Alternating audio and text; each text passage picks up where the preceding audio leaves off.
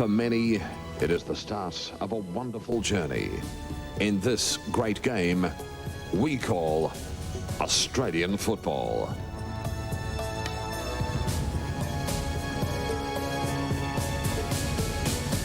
This is round 2 of the Ansett Cup.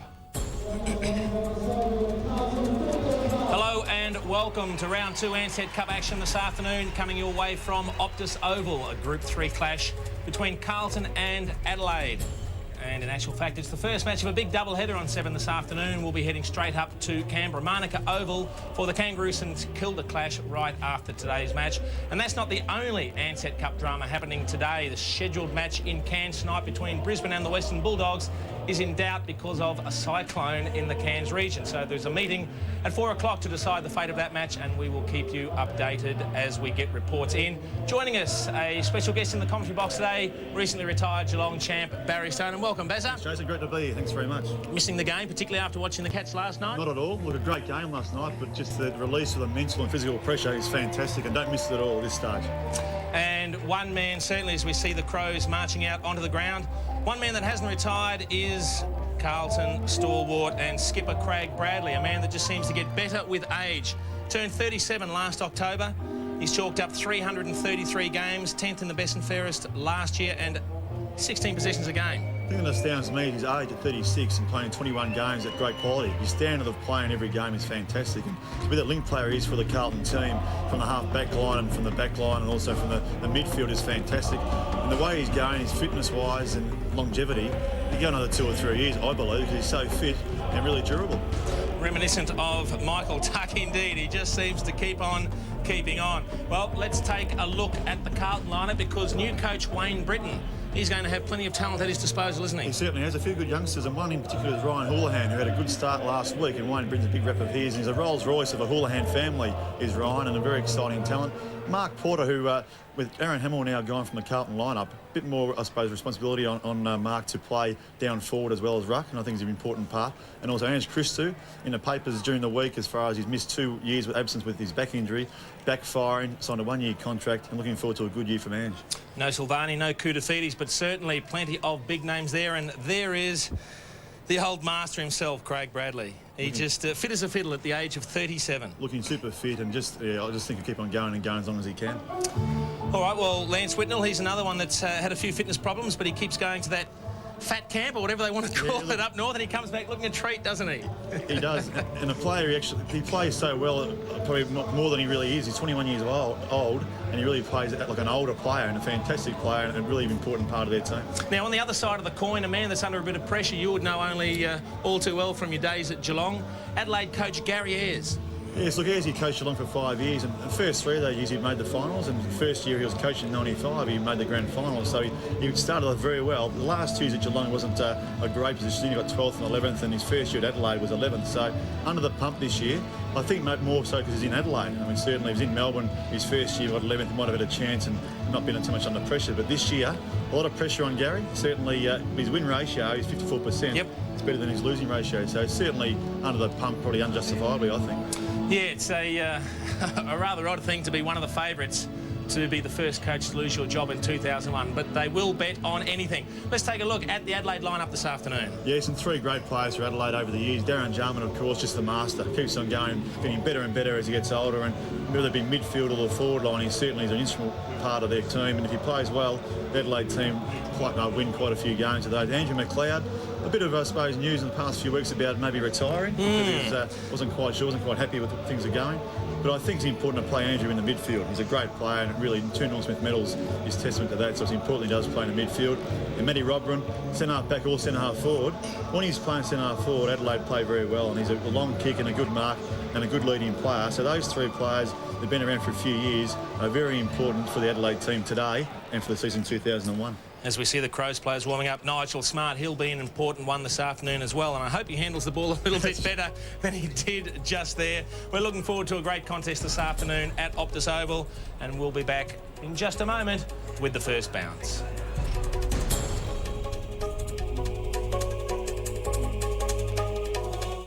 It's a mistake anyone could make. Got in a drunken brawl, defending his wife, and he killed a guy. No. His time is served. He's taking the first plane home. Today's flight is a special one. Alongside the world's deadliest criminals. What happened? They got the plane. Welcome to Con Air. Buckle up for TV's biggest blockbuster. Shoot it down. There are innocent people up there. Nicolas Cage, John Cusack, and John Malkovich. Con Air, Sunday on 7. Subscribe to Foxtel and you could win the 24/7 World Sports Tour with VIP tickets at the Tri-Nations.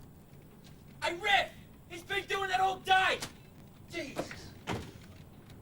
Better start training. Go! Gotta go. Gotta get away and go. To the caravan camping and off-road show. Innovations, demonstrations, seminars, destinations. Browse around in air-conditioned comfort. Try the four-wheel drive test track. See the pick of the crop recreational vehicles. Live bands, family fun. The biggest show yet. Wednesday, February 28th to Sunday, March the 4th. Royal Adelaide Showgrounds, Wayville. Gotta go. To the caravan camping and off-road show. All kinds of people go to dine at Manny's.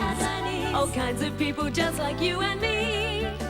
Millie does and Billy does and even Auntie Lily does. Mum and Dad and friends and family. So why do people go to dine at Manny's? All kinds of people just like you and me. We'll ask them and they'll tell you. Quality. Value. Every day's a feast at Manny's Fish Cafe. So come along and join the feast today. Holdfast Bay's unique place in history is being celebrated at the exciting new Bay Discovery Centre, situated where else but at the end of the tram line. It's a $3 million development at the Glenelg Town Hall. Take an exciting, interactive journey into our past with spectacular multimedia exhibits. A team of friendly volunteers will make sure your family will love the experience. And it's free. Visit the brand new restaurant and wine bar downstairs. It's all open now, 7 days a week, 10 till 5. At Phone Shack, you can forget the frills, forget the hype, and get the one thing everybody's looking for. Quality Telstra coverage at ridiculous prices. Like this Hyundai 300e for free. Free connection to Telstra MobileNet, $10 worth of free calls a month, half-price call rates plus 1,000 free SMS a month till the end of this year. All for just $20 a month. There's a shack near you. Call this number now and save on a fantastic new mobile phone from Phone Shack. Subscribe to Foxtel and you could win the 24/7 World Sports Tour. 7 events, 7 days, 4 countries, VIP access and more. Better start training. Call 131 999. It's not TV, it's Foxtel. Ansett's Future Flyers. Welcome back to Optus Oval. Plenty of young talent on display here as we take a look at our Ansett Future Flyers. And our first is young Carlton player Jim Plunkett. Now, Barry, he's an interesting story. Ex-Western Bulldog, 10 games over the last couple of years, now finds himself in a blue jumper. Yeah, look, a very impressive player, Jimmy Plunkett, with the Bulldogs, I thought. Watching him over the last 2 years, is a real tenacious sort of player. He impressed Wayne Britton last week with the Carlton team against the Bulldogs. Obviously pretty fight up against his old team in the first Ansett Cup game, but he was very impressive for the Carlton. And I think he'll really find a really good niche in the team, whether it be in a half-back line or back pocket, on ball sometimes. So I think he's going to be a very good pickup for the Carlton team.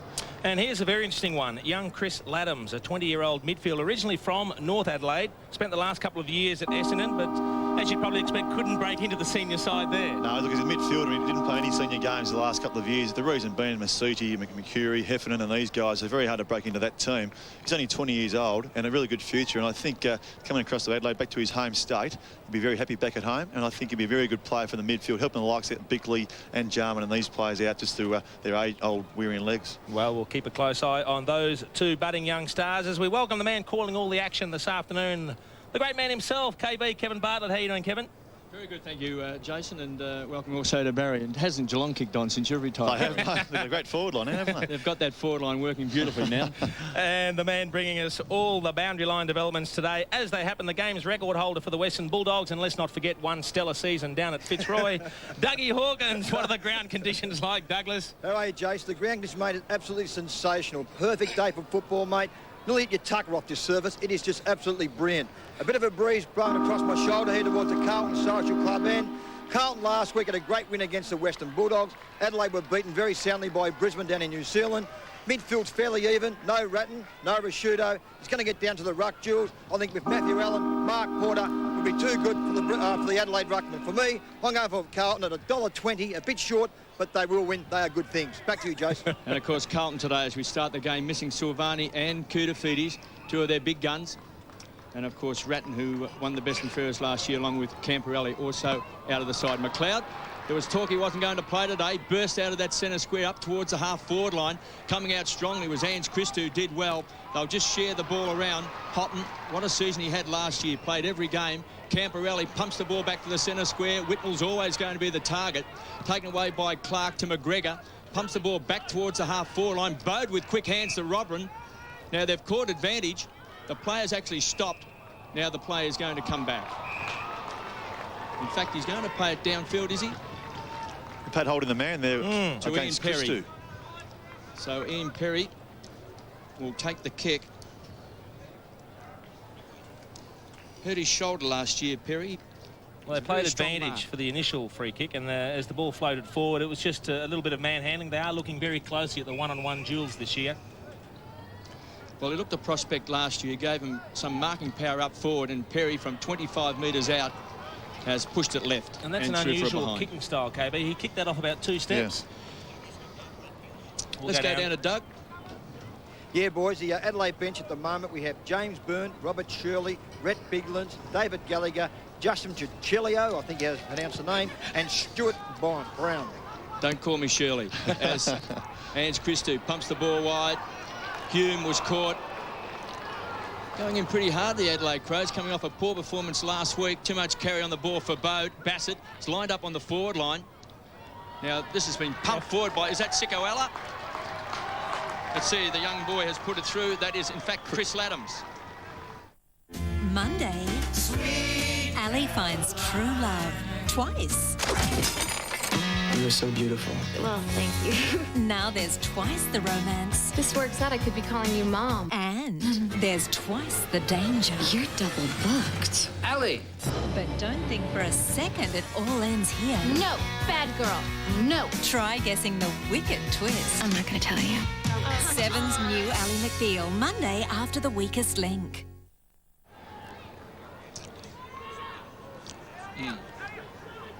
And he was the Ansett future flyer, Chris Laddams, just 20 years of age. Looks very much like Sikoala when you see Sikoala also alongside him. So just two young boys trying to make their mark with the Adelaide Crows. This man has really made a mark in AFL football. McLeod kicks the ball long. Perry was the target up front. McKay comes away from halfback. The old general across halfback. Sets it up. Running with a flight is Beaumont. That came from Fletcher. He's on centre wing. Calling for the ball wide was Plunkett. He's been ignored. Crowell in hot pursuit for Vola. Wanting a bounce was Porter. Keeps the ball alive. A centering kick. It will set it up. Tyson Edwards finds the run of McLeod. Having plenty of touches in this first quarter. Back to Edwards. Two old heads combined. Wobbles the kick back towards the half-forward line. Bode lacking inches. The ball comes out. Still 60 metres out from goal. Blues coming off a big win over the Bulldogs. McKay didn't play. He's back in the side today. Welsh, 47 goals last year. Robram, 35 metres out. Has he got the angle on the ball? He hasn't.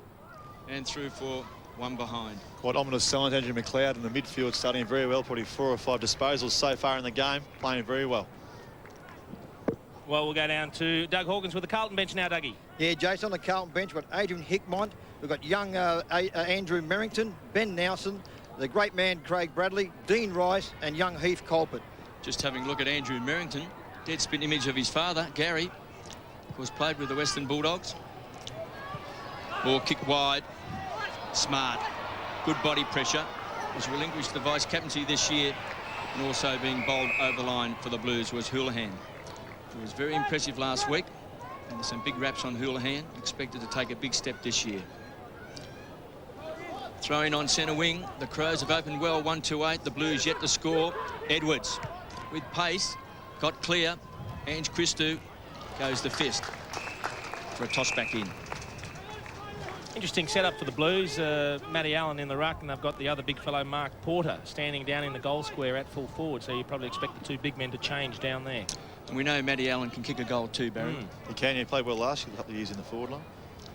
And Porter, of course, got his chance last year when Matty Allen, before the finals, found himself out of the side. There he is, speak of the devil with the ball. Sets the ball up wide to Vance. Young boy still trying to just make it with the Blues. Camporelli, a great kick, and finds Favola. Well, he can kick goals in the Ansett Cup. We know about the 12, but he kicked 4 goals in the final last year for the Blues as well. Whitnell got him. I think Favola can actually really play. He spent a lot of time coming off the bench, Barry. That's for sure. Look, he kicked a lot of goals the last few years, as you say, in Ansett Cup and trial games. It's a very important part now. Hamill's gone with, say, Mark Porter in the goal square, Lance Whitnell centre half forward, and Favola floating around the half forward flank.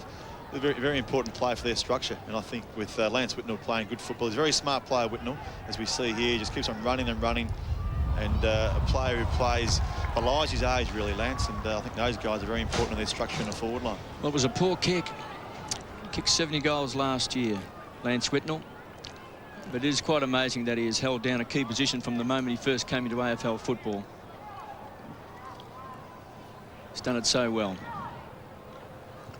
Jarman and McLeod both playing today for the Crows. Whitnell. McGregor was his opponent. Loose ball. Going in hard with Stenglen. Hume. Can he trap it? Does well on centre wing. Allen said, kick it back towards half forward. It's a poor kick. Intercepted by Bode. Some run across half back. Robin's going to be the target at centre half forward, and he's got it. Playing on Houghton. They get the run again. Laddams has already kicked a goal out in front. Was that a free kick? Not paid. Looked a bit high. Ange Christou burrows in after the ball. The ball up just 35 metres out from the Crows' goal. Risciuto not playing today. He's gone to a wedding. Also Vardy out of the side. Ben Hart also was named in the squad. Hasn't taken his spot today, along with Ben Marsh and Kane Johnson. Of course, the big man Sean Wren, now a Hawk. So a lot of changes in this side from last year. Pouncing on the ball was Houlihan. Was he legged? No, it'll go back to the original free kick to Brendan Favola. And he looks very good on the lead. We've only seen him basically last year operating out of the goal square. Now, with a little bit more freedom at half forward, it'll be interesting to see how he slots in. And probably will relish the fact with a bit more space, Jason. High ball, Porter's the target. Over the back is McGregor. Now, we've mainly seen McGregor play as the centre-half forward over the last 2 years. He's really struggled in that position, but as you would know, Barry, it is a very tough position to hold down when you're a young player. It certainly is, and a young player coming through, it's tough to play centre-half forward. They've changed with Bassett, it seems, for this day today. Clark finds Goodwin, who was maybe a controversial selection in the All-Australian side, but he did win the best and fairest for the Crows. Allen does that so well, just parks himself across half-back. High ball from Ange Christou. They'll need a crummer. Robin did well, just with body strength. Bowled out of the way. Good play by Freeborn. Stole it. Really stepped up last year. Houghton played every game as well. Goes wide. They need a kind bounce. They get it. Camporelli dodging and weaving. Some fancy footwork back towards centre half forward. It's clever play, keeping the ball alive into the pocket. Plunkett. I'd say he was very good last week. Finally, the ball is forced back over the line. So we see Plunkett on screen. Have a look at Camporelli. Always has time with the ball, doesn't he? The sign of a good class player. Well, he's come off a big season, Camporelli. Really stepped up last year as really a midfield superstar of the competition. There he is again. Plunkett, can he kick a goal? 40 metres out. He's got it. Up to 70,000 thoughts every day. Eyes which can differentiate between 10 million different colors. Hearing that detects frequencies between 20 and 20,000 hertz. And 656 muscles, 17 of which are moving when he smiles. When we develop digital technology, we know who it's for. LG, life's good. And Scott Camporelli already with 6 possessions. So the Crows by a point. 128 plays 117. And we saw last year Powell move from the Bulldogs and did very well with Melbourne. Camporelli, that's possession number 7. A beautiful kick and finds Porter. Can't beat talent. Well, I'll tell you what, I don't think people watching can actually appreciate how good that kick was, because when he broke towards the 50-metre line, Mark Porter was basically standing side by side with his opponent, and it wasn't a true lead. And then all he did was have a look up. Camperelli decided that all he had to do was kick it to the side of the contest that Porter was on. You can just see there was only a half-pace lead, but he was too strong, the big fellow in front. And he had plenty more space to go too, Camperelli. He could have kept on going through the goals, kicked it himself, but unselfishly gave it away and unfortunately missed the goal. Disappointing kick, Barry. There's a bit of a breeze down in that pocket, I think. There's a little bit of a swirly breeze blowing, and left to right. Caused a couple of misses early on. It's a bit of a breeze, Jace, down here, blowing across the ground towards the Carlton Social Club end. And they win the ball out of the centre of the Blues, aren't they, at the moment? And looks like Matthew Allen well on top in the ruck. Scotty Welsh finds McLeod, always plenty of run, particularly through the centre. Bode had it in his hands, couldn't hang on to it. Plunkett. Well, he'll be buoyed by that goal. He's coming off a big game last week against the Bulldogs. Played on Scotty West. Freeborn crashed into that time by McLeod. Clark looking for a big season, disappointed last year. Freeborn does well. Camperelli, another possession. 8 possessions in this first quarter. Just too much carry on the ball. Smart got a foot to the ball. It was smart play. Allen couldn't quite find Whitnell. Good tackle. Loose ball. Hume pounced on it. Was he legged? Not paid. McGregor, wild kick out of defence. Needing a good bounce was Robin. Got an ugly one. Houghton, loose player set up is Beaumont. Should run in. 35 metres out. Beaumont should kick a goal. Bad miss. He did everything right up until the execution of the kick, because a left footer was on a pretty tight angle. He actually stepped inside his opponent. He opened up the angle to goal. You could just see him wait till the Adelaide player committed himself, ran around, but just stabbed at it in the end. Probably had more time than he thought in the end. Young Sher to bring the ball back into play. Youngster from Benalla. Just his second year with the Crows. A lot of injuries last year. Obviously testing in key defence today. At full-back with Bassett playing on the forward line. Welsh covering a lot of territory. Bickley, last year's captain. Laddams. He looks good. Keen to impress. Couldn't get a game in the midfield with the Bombers, but then again, who could? Bassett. Edwards on the burst, 30 metres out. Great kick. He's a class player. Grandeur has state-of-the-art body protection. It's also one of the few cars in its class with electronic traction control. After all, it's better to avoid an accident than to simply survive one. Hyundai, take another look.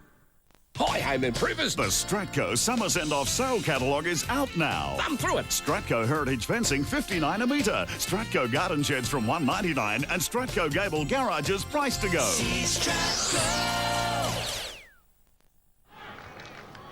Well, he's been an underrated player, hasn't he, Tyson Edwards? Really started off as a wingman and played a bit in the back pocket, but last year he's fourth in their best and fairest, became a major player for the Crows. He's quick and can use the ball. There's Rhett Bigland on screen. Took over as the #1 ruckman last year for the Crows. It surprised a lot of people. They were expecting Matthew Clark and also Sean Wren. Bigland's got a huge leap at the centre bounce. Camperelli just continues to dominate. 8 possessions, make that 9. Allen, just a bit of time for think music, pumps the ball long. Porter's going to be the target. Whitnell, one-hander, couldn't take it. Good tackle by Hume, tenacious. Finally forcing the ball over the line, through for a behind. It's an unusual sight, but a pleasing one. Whenever you see a ruckman in space have a couple of bounces, isn't it just a good skill for a big fella to show? Such a mobile player, isn't he, Matthew Allen? There was that very famous bit of footage with Justin Madden out at Waverley when he went for that run. I'm just trying to think who was chasing him. There was another lumbering ruckman chasing him at the same time. They looked like they were in treacle.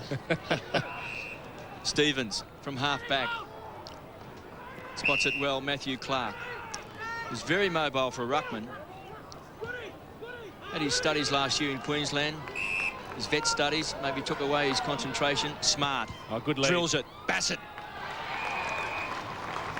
Good lead from Bassett once again, and good disposal from... A great build-up from the Adelaide Crows with Goodwin, the best and fairest winner from last year. A good handball to Nigel Smart and a beautiful kick.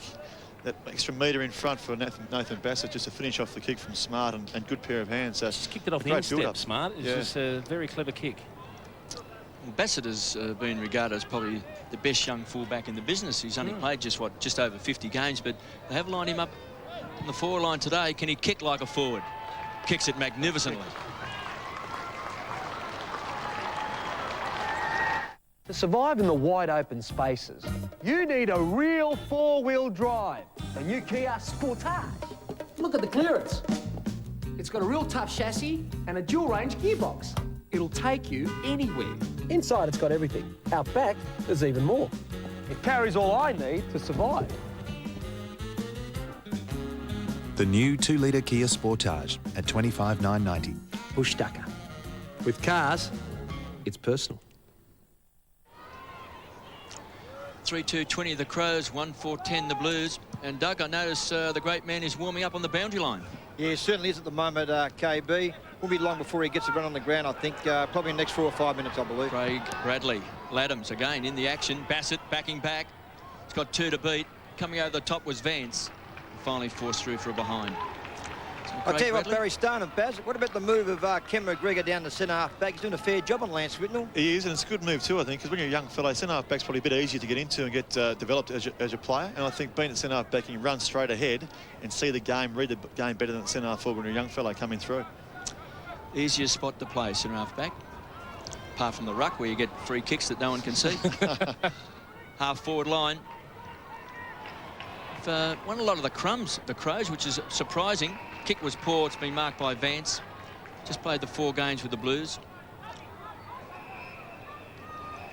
Ange Christou.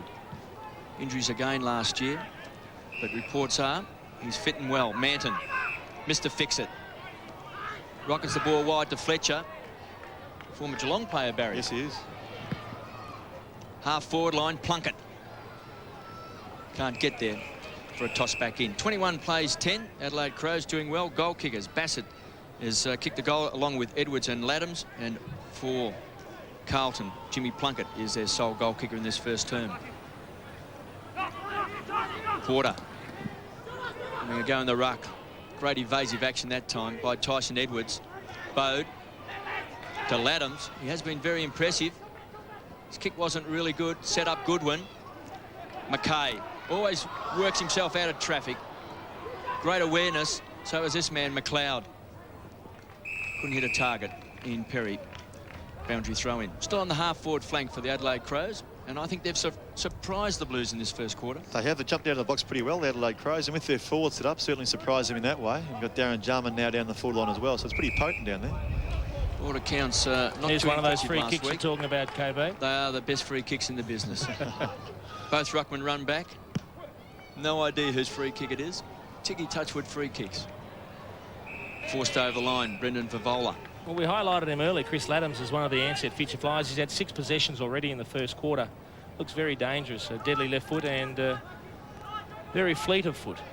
Well, he was keen to go across there, wasn't he? Simply because with Mark McCurry and the Johnson boys and Carousella down at Essendon, just too tough to break into. Well, I think originally being an Adelaide boy, it's always easy settling in your hometown. Hickmott to the half-forward line. Vivola was a target. Doing well was Goodwin. Couldn't keep the ball alive. Vivola showing some agility, playing out from goals. Good tackle by McGregor on Whitnell. Plunkett did well, goes short. Vivola tries to trap it. Pulls his opponent off the ball, didn't have it. And there's a ball up just 20 metres out from Carlton's goal. One thing the Carlton forwards are doing at the moment is putting enormous pressure on the loose ball. The Crows defenders just don't have any time to dispose of the ball, and they're creating half chances for themselves up forward, Carlton. Tackling's been pretty strong. You generally find that in the early pre-season games because the touch sometimes is just not quite there. So instead of taking it with a one grab, you form a bit of a pack. And there's a few skill errors early. I think they'll probably sort it out as the game goes on. Like last night, the first quarter was quite scratchy, but it got better as the game went on. Just saw Rhett Biglan's warming up. Bickley. Brought away that time by the Crows in defence. They've done very well in this first term. Got another boundary throw in on centre wing. Matthew Robran on screen. Barry, what about the Brett Rutten not playing? You've got Craig Bradley on the bench. Scott Camperale, you think someone might sit on him and tag him? He's been outstanding. You're right, because I was watching the boundary throwing before, and he was about 20 minutes on his own. He's got 8 touches already this quarter, and you'd think someone would probably stand on him for most of the game, but he's been on his own most of this quarter. Beaumont to Plunkett. 65 metres out, centering kick for Volo. In front's got strong hands. Good defensive play. Camperale the tackler. Goodwin, good hands, goes wide. Finds Scher, comes away from half-back, pumps the ball high. Running with the flight of the ball was Vance. Edwards. So quick on his feet, Tyson Edwards, one of the quickest players for the Crows. Gets the ball back to young Scher. Wants to set it up wide. Finds McLeod. Couldn't have picked a better option. McLeod will drill it and finds Perry. Too far out to score, I'd suggest, Barry. It's a fair way out from there. About 60 metres out. It'd be a thumping kick if you got it through. Looking for a lead There's no space. He was looking for Jarman. Well, Jarman is there. He's been closely checked by young Chris Massey. So that's a good part of his education. Bode, quick kick. McKay. Cool under pressure to Vance across half back. Goes short, he's looking for Fletcher. Stenglein can't trap it, does well, keeps the ball alive. So still a chance for the Crows. Still 65, 70 metres out from goal. Going in very hard that time was Houlihan, and he's given away the free kick. Stenglein goes wide. Finds McLeod. Two Norm Smith medals. Andrew McLeod. Kick didn't really hit its target. Stevens recovers well. Broken leg last year. Finds Smart. They backtrack and retreat. Thump the ball forward. Deep into the forward line and backing back is Porter. That came from Crowell, who did play on the forward line last year for the Crows. This year, he's lined up in defence as well. Might be a learning experience. Whitnell always plays in front. Great hands. Just needs some runners. Needs some port. Gets it from Freeborn. Comes down from half-back. Got a touch of the fumbles. McGregor. Doug Hawkins has been right. He's been very good across half-back. They set it up. Finds Edwards. Starting to cause some trouble. 7 possessions and 2 marks in this opening term. Scott Welsh backs back. And Christo, clever play. Just watching Adelaide, their assaults into the forward on the last couple have been zigzagging around in short passes. Gives the Carlton defenders time to push down and crowd the forward line up. They really had no space the Adelaide forwards to lead into the last couple of assaults they've had in the forward line because of that fact of disposal football and just chipping it around in short hand passes and short passes. Porter caught behind. Christo. Got a bit of support that time from Beaumont. The run is on from Massey, who runs away from Jarman. Oh. Poor handball, got caught in 2 minds. They've done it well. Camporelli on the burst through the centre square. Goes short. Too much carry again on the ball. Crowell, the crummer, came from Smart. McLeod sets it up with quick hands to Goodwin. Couple of old heads combined. Rockets the ball wide. Under pressure. That time, that was young Scher. And the Blues will get out of trouble. Fletcher, high handball. Difficult one. Stenglein the tackler on Hume. Loose ball. Glad someone finally kicked it. And a poor kick by Tyson Edwards to Manton. 3-3-21 the Crows. 1-4-10 the Blues. Fletcher to Manton. Just sharing the ball around. Vance. Still on the half-back flank. You talk about Camporelli. You would think they're a point in front trying to run down the clock. Well, but you look at Camporelli running loose like this. He's actually playing on Andrew McLeod at the moment, and they're both just backing themselves to win the ball. Well, they'll both get a lot of the ball, no doubt about that, as McKay pumps the ball along. McGregor doing well, played in front. Porter to Whitnell, needs a bounce, goes to ground, got to keep your feet, bounces up. Lost it, had it. Was he held? Crunched that time by Stevens. Big tackle by Hickmott. Yeah. And he's ping. Well, that is a magnificent tackle, but you just wonder if the umpire has bowed to the crowd pressure there. They thought Lance Whitnell should have got the initial kick. That's a beauty. What hope did he have of getting rid of that? He has just been poleaxed by Adrian Hickmott. That's his trademark too, Adrian Hickmott. An old Geelong player from years before, and the way he attacks the ball and the player, he's one of the best going around. He's like an Aaron Hamill, so aggressive and just runs open in it all the time. And that tackle just trademark of Adrian over the years. Hopefully he can finish a little bit better from this pocket where we've seen Whitnell and Porter have trouble. This will bring the Blues to within 5 points. Hickmott kicks a goal. On Today Tonight, Bother Boy Botham. It's really tragic. Stalking his former Aussie girlfriend. He would also call my mother. He made her spend $50,000 on him. Restaurants, wine and Learjets. She's dumped him, but 2 years on, Botham keeps hassling her. Sex. Yes. And Adelaide's in-laws war hots up. This is a bizarre story. Still feuding as one side tries to bankrupt his own family. Plus, meet the Crows' new coach. Is he? He's won a raffle to coach the team. I'm calling the shots. Next week. Just a few seconds remaining in this first quarter. 3-3-21 the Crows, the Blues 2-4-16. Hickmott was just terrific in the finals last year for Carlton. Really did step up a notch. Bode was clever play to Laddams, to the run of McLeod. Should kick a goal, 35 metres out. Oh. It's the post. Unlucky. Well, a bit rusty. The siren sounds. Entertaining first quarter and a good quarter by the Adelaide Crows. 3-4-22 and Carlton 2-4-16. So the Blues trail by 6 points. Plenty of feeling early on in this game. They're certainly having a crack at both sides. The pressure and the tackling's been very, very good at this stage. Adelaide started particularly well, and they've managed to hang on to that good opening lead. Carlton have fought back, but at quarter time, after an exciting opening quarter, we've got Adelaide in front by a margin of 6 points. It's a real estate boom. It's up to you to choose a suburb. And it's lifting the value of your house. Yet the real boom is happening where you'd least expect it. Suburbs further north and south. Sold to you, sir. Find out as we go to a live auction on 7 News. The leisure spots of Adelaide. Just 8 kilometres away from the beautiful environment of Northgate. Northgate. The dream just got closer.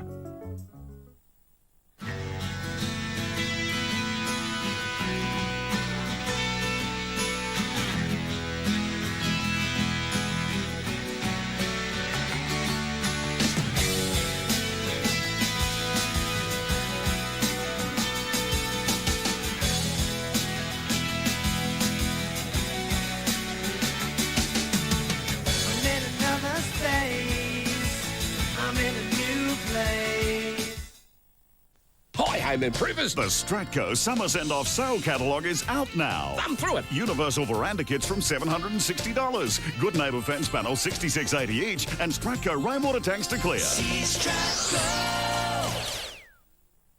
The Lounge Sale. Be advised, don't buy any lounge suite until you see South Australia's largest lounge specialist, or you'll definitely pay too much. Up to 50% off and interest-free terms. But hurry, you better be quick. Discount Lounge Centre, Ranella, Parafield and Keswick.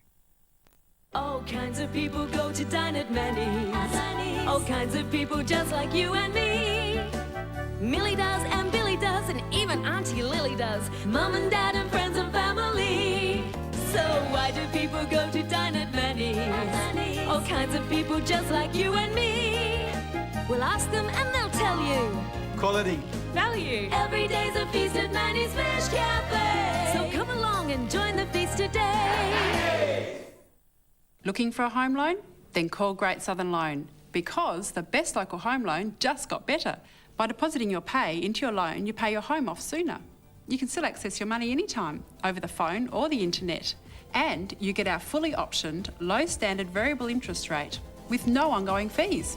You won't find this flexibility at a bank, so talk to a local business about the best home loan in town. Call Great Southern Loan now for a free brochure. Broke my windscreen. Broke my windscreen. Woe is me, what shall I do?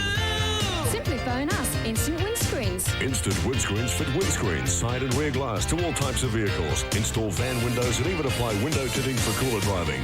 All work is fully guaranteed. And with Instant's innovative Repair It, you may not even need a new windscreen. Instant Windscreens is our number. 132 444.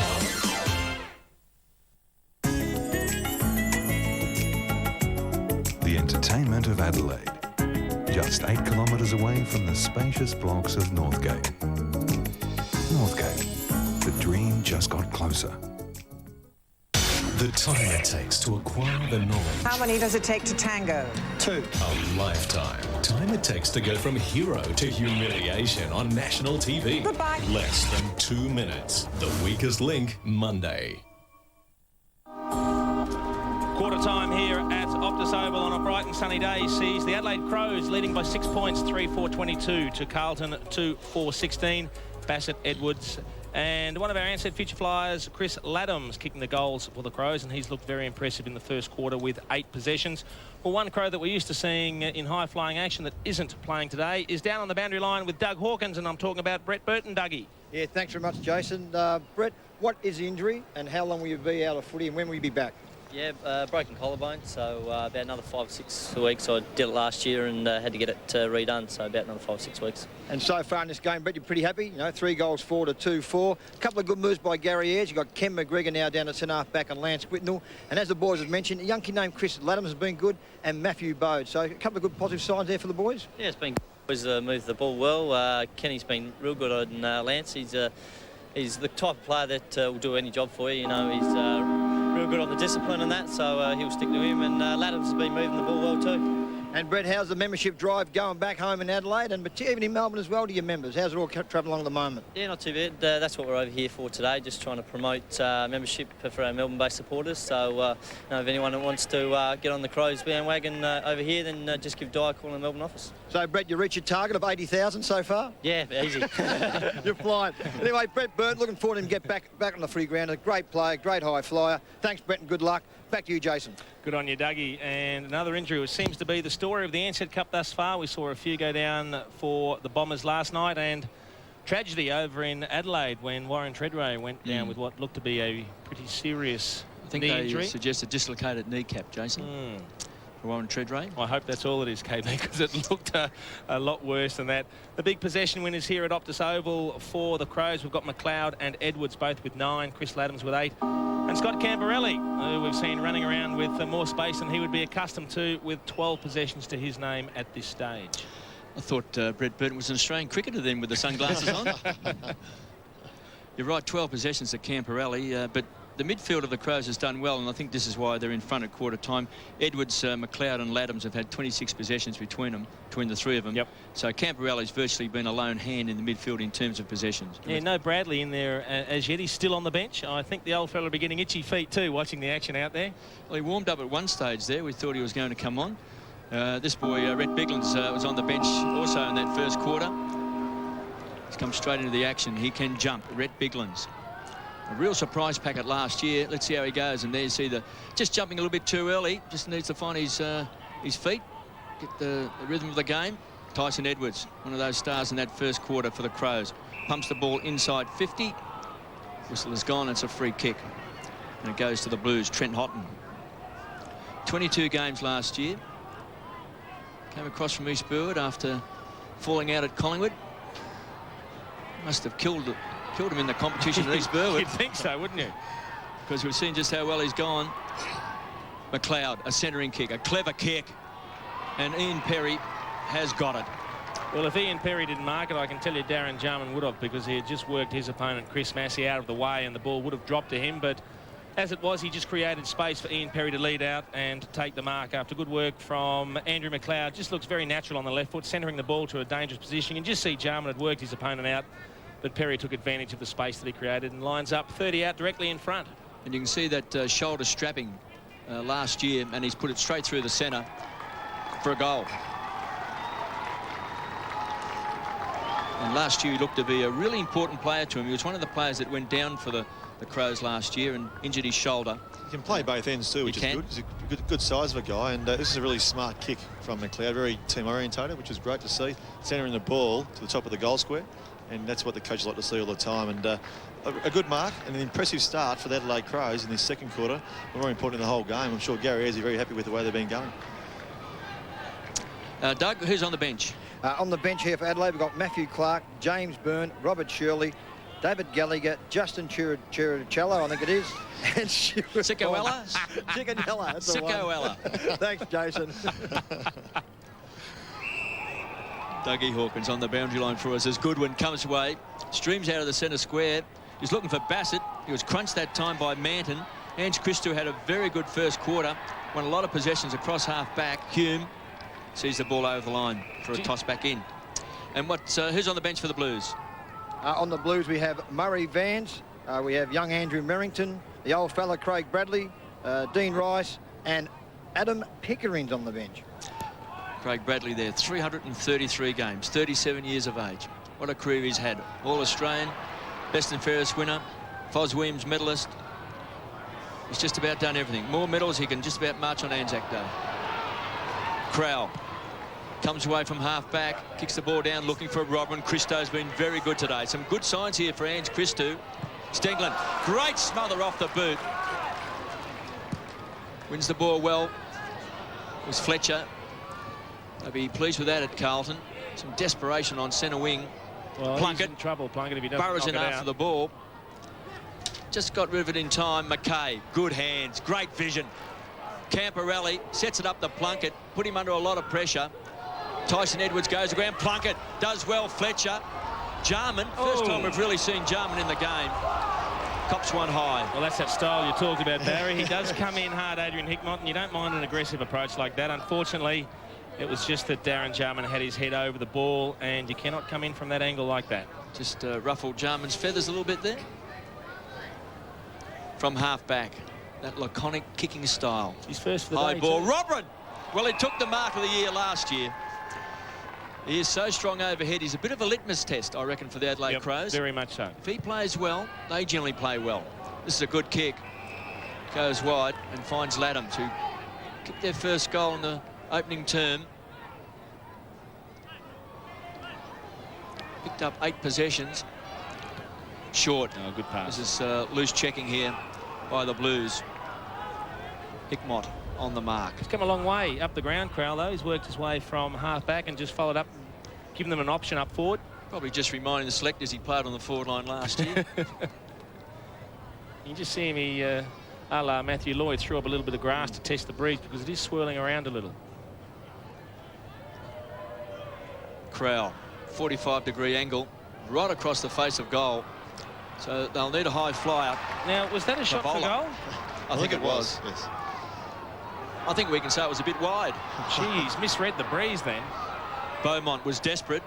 Needs support. Allen burrowed in hard. Thought he might have caught one high. Freeborn around the corner. They want a good bounce. They didn't get it. Smart. Crunch too from behind. Was that Hickmott that got him? Freeborn, was it? Yeah. Was a heavy bump. Bit of feeling out there, KB. Could just see it out of the corner of my eye. There it is here. You watch this. It gets rid of it. Bang. Oh, yeah, just in the back of the ribs. Takes the wind out of him. Edwards bangs the ball back. It's a poor kick. And Porter. He'll continue to build the wall, a bit like Matthew Allen. I'll get back to help out the defenders for Vola. It's been up forward. Now appears to be having a role in defence as well. Well, I would suggest that that breeze might be a little bit stronger than we think because there are a lot of kicks that are floating and wobbling all over the shop, and some of the players just finding it a little bit tough, as we see replay of Matthew Robram's fantastic leap. For a big fellow, he has a great leap as well, so he can get up to some pretty good heights. Well, his father, Barry Robram, was just one of the all-time greats. Some say the greatest player ever to play in South Australia. Clark to Scher. Short. We'll find Bode. Oh, what was that about? That's 50 metres against Scott Camporelli. Well, after Scher passed the ball to Matthew Bode, he continued running on. Camporelli saw him coming by the mark, and he just leant out and said, "Here you go, fella, have one on the way." And it was, but in the end, it was a nothing contest. It was inconsequential, and as a result, was there? No need at all to do that. Well, for a bloke that's acting captain, it's just he'd be disappointed. And I think Jason had something to say to the umpire. You'll find. Well, they're short on that as well. Well, the Crows by 12 points. Freeborn has been taken from the field, and Craig Bradley's about to come on, Doug. Yeah, Craig Bradley on the ground now to replace Scott Freeborn. You're right there, KB. Stengline. Still 55 metres out from goal. Very crowded forward line in front of him. Looks like someone's flooding. High ball, so it'll test the high flyers. And Carlton, who took more marks in that first quarter than the Crows. Pretty strong overhead with Beaumont. Makes it very hard for the forwards when he kicks it up in the air like that, just kicking and hoping sometimes makes a big mark, and it makes it very difficult for the Adelaide Crows to get some space. Oh, great smother, Jarman. Massey. Jarman, can he set it up? They've got no one. Great kick! Oh. It's kicked a goal! they're nature's greatest survivors. They have thrived for more than 450 million years. Witness an absolutely superb premiere special exploring the awesome world of sharks. Jurassic Shark premieres tonight, 6:30. If you thought the weakest link was tough, Goodbye. then this Sunday's Pop Stars is a shocker. He just didn't quite make it. I'm a no. Only 1 in 4 will get through, and not everyone will agree. No offence, but that's not what it's all about. Pop Stars, Sunday at 7. Well, Wayne Britton was quoted in the press this morning as saying that the Blues are out to win every game they play in. He'd be disappointed so far. They trail by 18 points. They would have started red-hot favourites in this game. Clark had it and lost it. Bickley, good enough to get the ball away. McLeod always works his way through heavy traffic. Back to Scher. He's been a pretty impressive young player as well. Drills it. He was looking for Jarman. Just maybe lacking a touch. Thought he was caught high then that time. Massey should have got a free kick. He's a bit incensed. As a result, just threw himself back into that pack. Very important Matthew Clark player, isn't he? Matthew Clark this year for Adelaide Crows in the ruck. He's had a good year and a full season out of him with no injuries. You see by today he's playing very well, and the Adelaide Crows are going well. Chris Massey didn't play in the finals last year. He did play in the grand final in '99, so he might have a bit to prove this year. Ange Christou. They'll break wide. He'll look for Hume. Marks in front of Goodwin. Favola on a lead. Beaumont, second option. Does well. Smart's got him. Pulls him off the contest. Takes the free kick. This raking left footer, high ball. Whitnell's in front. Porter from behind, can't get it. Whitnell will run in and bangs it through.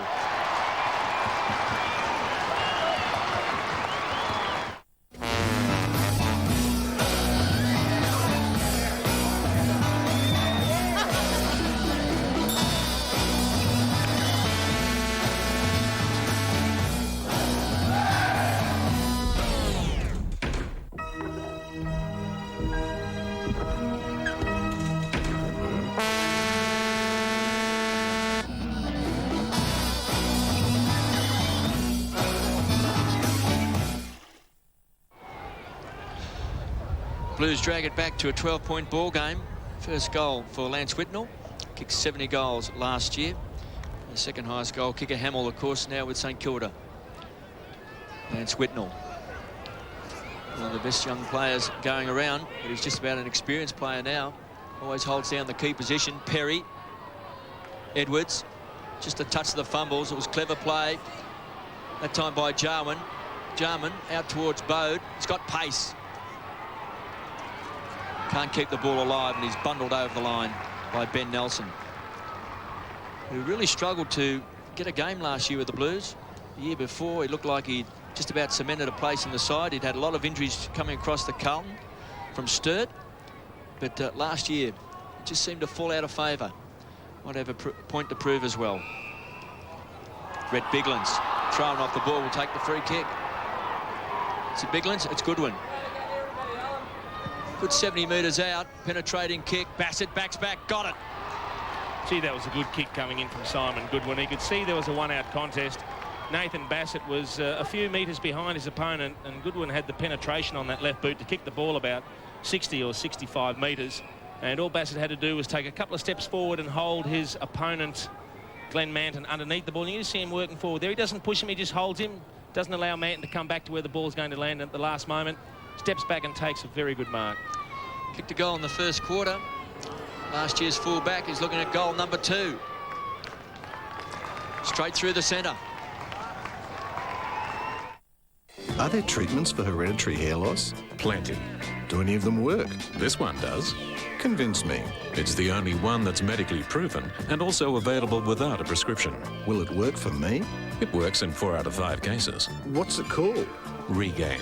And with new extra strength Regain, you'll know if it works in just 8 weeks. How can I find out more?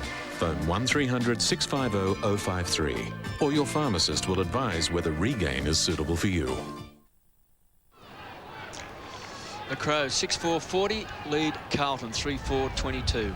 We see a lot of defenders and forwards playing at both ends of the ground. We didn't see you play at fullback, did we, Jason? Tyson Edwards should kick a goal out of the centre square. He's got it again. Another centre clearance for the Crows, and I said before, Matthew Clark is a really integral part, an important part of their team, and just showed then. It was a brilliant centre tap, wasn't it? He tapped it back over his head to Matthew Bode. It was. You can just see him. The ball's going this side, and he brings it back to the other side of the contest. Bode gets the quick kick forward into the forward line. It comes. There's the spoil. Tyson Edwards swoops onto it and finishes off the work beautifully. Very clinical, wasn't it? Well, he was a basketballer, wasn't he, Matthew Clark? In fact, when I was coach of Richmond, we actually drafted Matthew Clark. And he played in the under-19s there and was runner-up in the best and fairest to Duncan Callaway.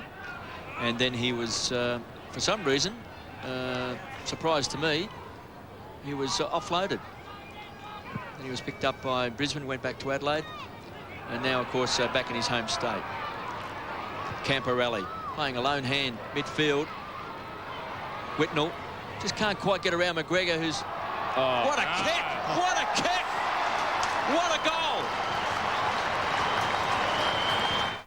Gotta get away and go to the caravan camping and off-road show. Innovations, demonstrations, seminars, destinations. Browse around in air-conditioned comfort. Try the four-wheel drive test track. See the pick of the crop recreational vehicles. Live bands, family fun.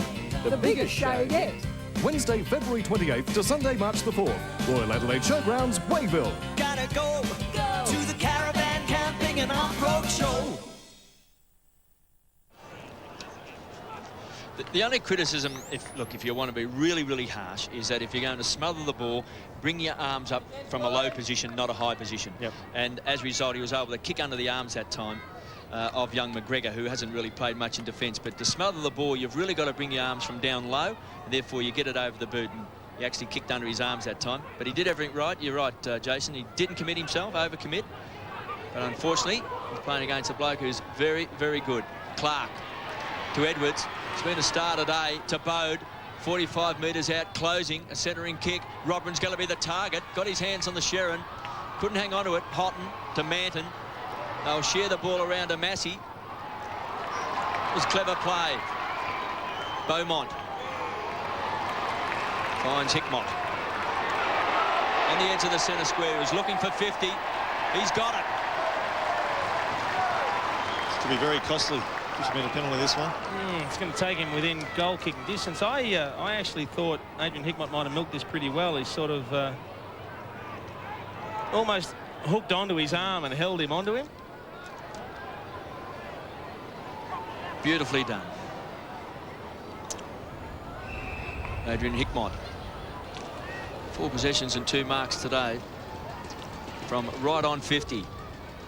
The distance is there. It's hit the post. Again, it was a bit of a tumble punt in the air. It was spinning around at all sorts of funny old angles. Just over 8 minutes left in this second quarter. 7-4-46 the Crows. The Blues 4-5-29. 17-point ball game. Sorry, KB. Matthew Allen now has gone into the forward line and Mark Porter's gone in the ruck. Matthew Allen. We just lost Doug then. Clark starting to get his hands on the ball. Edwards just been magnificent. Clean handling there. Stenglen just tumbles the ball forward. Good play by Houghton to Fletcher to Plunkett. And now he heard the whistle. And the ball will come back. I think the umpire was keen to pay advantage, but it wasn't there. Fletcher. One of those big improvers last year. Deep into the forward line. Backing back. Porter. It's been handy up on the forward line. Good kick. Jarman. Now he kicked a fantastic goal in this second term. Just laconic Jarman. Put his teammate that time. Ladham's under a lot of pressure. McKay. Always does it well. From half back to Camporelli. Just waited and waited the handball to Bradley. Good play that time by Clark. From behind went the punch, kicked off the ground by Beckley. Inside the centre square. Houghton. Good touch. To Porter. Unloads. Camporelli. Got it. And good shepherding by Beaumont. Allen wants it high. In front. Should be too big. Got caught under the ball. It was good defensive play that time by Stevens. Just enough pressure. Stopping from marking the ball. Ange Christou. Short. Porter. Still on the edge of the centre square. Penetrating kick. Smart. Big thump away. Always good, strong play. Team lifting stuff if you can punch that ball strongly from behind. Whitnell. There's a wild handball. Clark. Another wild handball. Beaumont. Can't get back to his left side. High right footer. Hume. Great mark. Took courage. Take the VC. He has just had the wind knocked right out of him. He Stood got his ground. Crunched. He was at full stretch, waiting for the ball to come down, and he just gets hit right in the bread basket. Courageous mark, wasn't it? Eyes on the ball all the way. But just that pressure from the forwards mentioned earlier was there again. Very instrumental in the shot on goal now, because those forwards, Adrian Hickmott, Lance Whitnell, Beaumont, really worked hard to get the ball in the 50-metre zone. And it's paid off for him. An important kick, this one, for the Blues. 8 possessions to Hume. And the young man has slotted it through.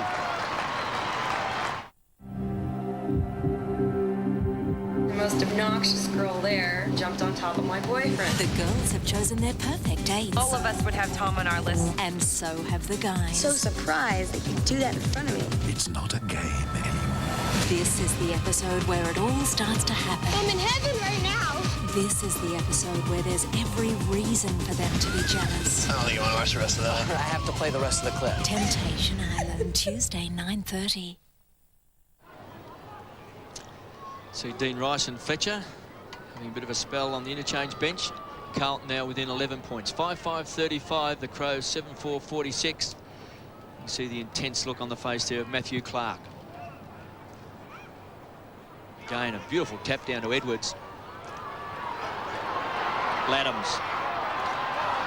He was very good in that first quarter. He had 8 possessions. He's only had 1 possession in his second term. Well, that won't please the Carlton fans. A free kick against their beloved skipper Craig Bradley for holding on. Another great tap out of the middle from Matthew Clark. He's just jumping over the Carlton ruckman at the moment. Robin was on a long lead. That was ignored. Goes short. Hickmott again. It's been very aggressive today. You've got to earn your kicks against Adrian Hickmott. Bickley pumps the ball long. Perry just had his run interrupted, and Porter. It's been good, Porter. It's been very good. He really came of age last year when he took over, I reckon, Barry. He's a great athlete. Yes, and good endurance and quite mobile for a big bloke. There's a bit behind we see with Jarman. A few words there with Porter. Yeah, Porter just knocked him over, and Darren Jarman wasn't particularly pleased with the way it happened and gave a little bit back. McGregor to Laddams. It's a poor kick. So the Blues want to work the ball quickly out of defence. Hickmott heads for the boundary line. There was no Carlton player out on centre wing. They should keep this alive. Stenglein. Half-back flank. Great smother off the boot by Freeborn. Kept alive that time. Crunch. Favola did well. Against Robran. Just might work the ball up towards the half-forward line, the Blues. But in the end, it's Scher. Colbert on the ground also for the Blues. Stevens inside 50. They had 6 times more inside 50 in that first quarter, the Crows, than the Blues. Caught high was Beaumont. They're going to pay advantage. Hickmott goes wide. Camperelli. Look at Matty Always Allen. plenty of run from the half-back line. Matty Allen. 55 metres out. Sets it up. Poor kick. Favola would be very disappointed. So would that man on screen. Taken by Crowd to McGregor. Centre-half forward last year, playing in defence today. To Scher. He's been pretty handy. Young player. Just trying to make his mark in the game from Benalla. Second year, he's had a lot of injuries. Here's Gallagher. Young man from Clayton for the Crows, and there's a good mark taken by Bode. Good work from Gallagher. He just decided to take them on. He was at full tilt. Didn't have time to get a kick away, so he just tucked the ball under the arm and broke through the tackle. Well, in 1999, he looked like he was going to be a real surprise packet, Gallagher. Burst onto the scene, played some very good games for the Crows. Last year, just sort of marked time. Bode, you can see there right on 50. It's going to just drift away. The whistle's gone. Is that a free kick? It is. The free kick's going to Ian Perry. He didn't know himself at the time, I think. Well, he's a left footer. Unbelievable free kick, boys. So it's a difficult angle. You can see him at the back there go for the mark. Oh, yeah, no, that's a fair decision. Glenn Manton had the arm right around the neck, just dragged his head back. He's going to go for the banana. Full marks to the umpire. So it's a check side kick. I think he's trying to kick a drop punt then. Was it a bit check side? Check side at the same time?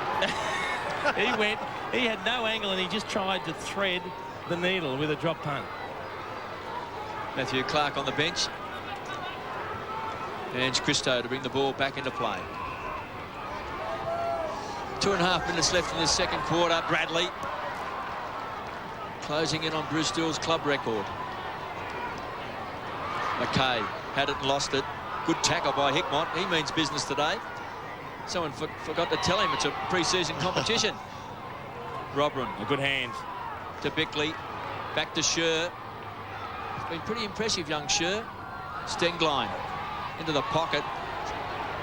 Bassett was there. Jarman. This time we couldn't see a bit of magic. We can from Perry. He's mixed everything. Straight across the face of goal. Out of bounds on the foot. From point blank. He was on his natural side as well. I'll tell you what, Barry, the Crows are getting plenty of footy inside 50 in their forward line. No one can really take a mark, and there's no one at the moment that can kick a goal for them. They're too crowded, Dougie, I think. Just watching it from up here, you can see so many people down, their numbers down in their forward line. You just can't get a free player. Well, do you think that's tactics by the Blues, or they're just moving it not quickly enough? I think it's the latter, yeah, not moving quickly enough down the field. Whitnell tried to get it down, pulled off the ball. It's a free kick to the Crows. And it will go to Goodwin. Bassett with his hand in the air. Plus there's no movement too. And he's kicked it straight back to Bassett's opponent there in Ange Christou. Finally, the Blues force it over the line through Manton for a toss back in. Minute and a half left in this second term. 7-5-47 the Crows. The Blues 5-5-35. Carlton bench. Allen to the front of the pack. McLeod off target and through for a behind. So goal kickers for Carlton. 2 goals to Lance Whitnell and singles to Plunkett, Hume and Hickmott. And for the Adelaide Crows, 2 to Nathan Bassett, 2 to Tyson Edwards, and goals to Jarman, Latham and Perry. As Hickmott again pumps the ball back towards centre half forward. Freeborn needed support. Pulled off the ball was Crow. They worked the ball well, and Scher again comes away from half back, sets it up and finds Bassett. Now it's a long way from goal. It's on the edge of the centre square. He's been playing it full forward. Now the lead's on from McLeod. That's been ignored. Now he's going to pump the ball wide. Looking for Robran's the target. From behind, got it. Oh, yes.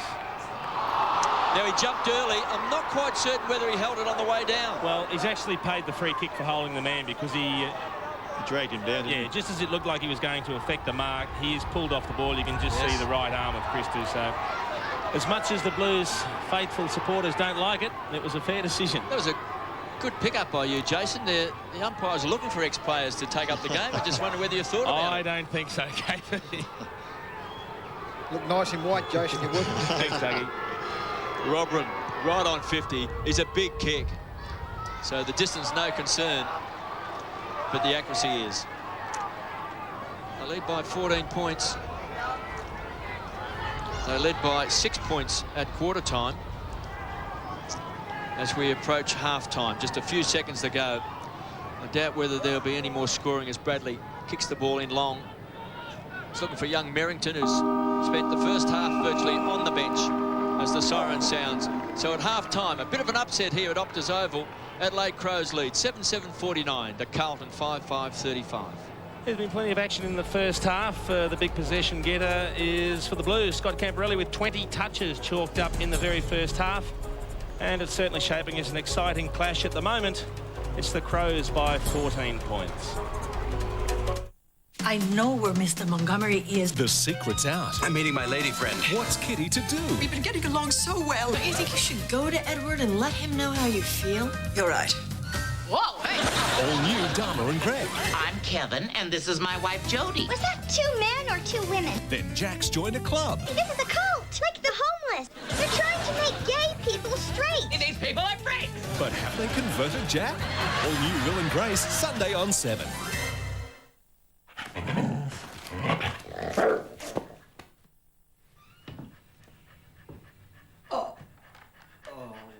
That's it. You're gone. All right? I'm going to send the dogs home. That's what I'm going to... I will. I will. Get out. Okay. Dogs homes.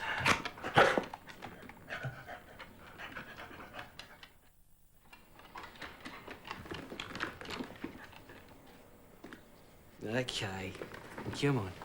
Give me the snippers. Give me the snippers. Drop it. Come on. Drop it. Drop it. Let go.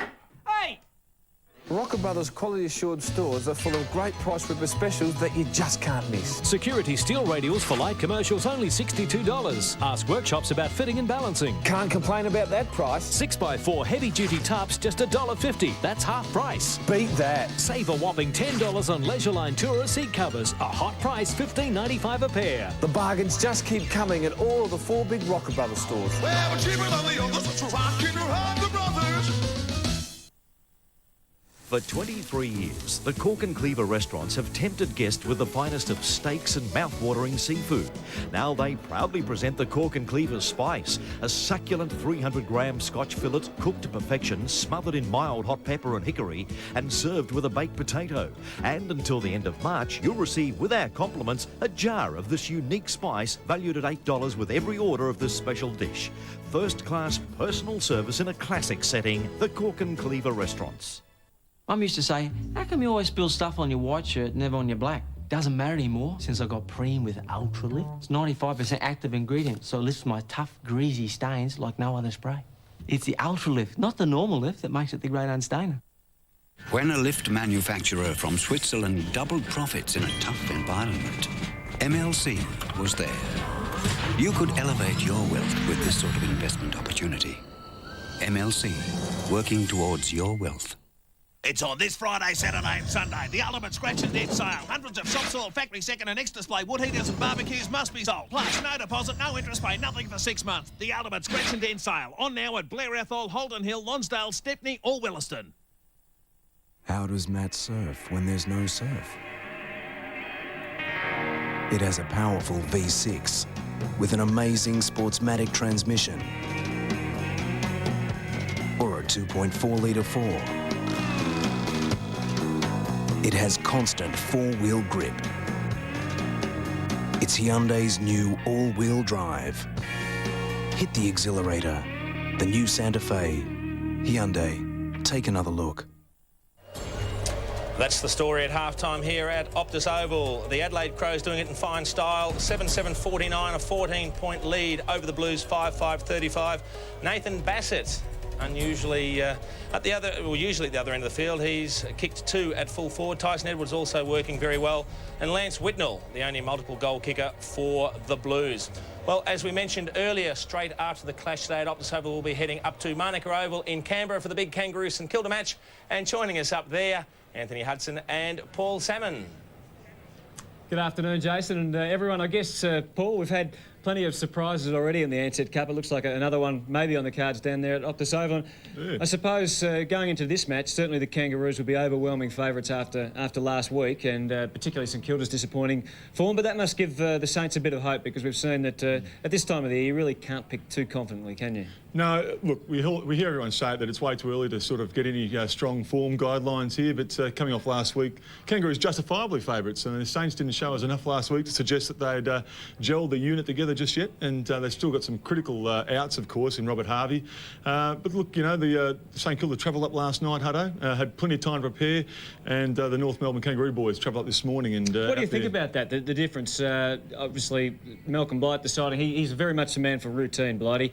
Likes to keep the team training Monday, Wednesday, Friday, and he likes to travel the day before the match. But the Kangaroos came up this morning actually on the same flight as us. Well, you're never going to keep 25 players happy, but I mean, I know I used to like travelling the day before the game. We see the Kangaroo guys out there in the field, pretty relaxed about proceedings so far, and why wouldn't they be? It's a lovely setting for footy up here at Monica. It looks good, doesn't it, up here? It looks really terrific. Oh, look, it's come on in leaps and bounds. The ground surface is A1, and the new grandstand looks marvellous. So I think 13,500 people they're hoping for. They spent about 14 million on getting things up here, and the Kangaroos have committed to playing, I think, 3 games this year, so it does really add to it. Well, that's right. There's the incentive there to upgrade the facilities. Of course, there's a longer-term viability for the ground with the AFL involvement, and that's great. And the players are going to encounter A1 facilities up here. I mean, the new grandstand is marvellous.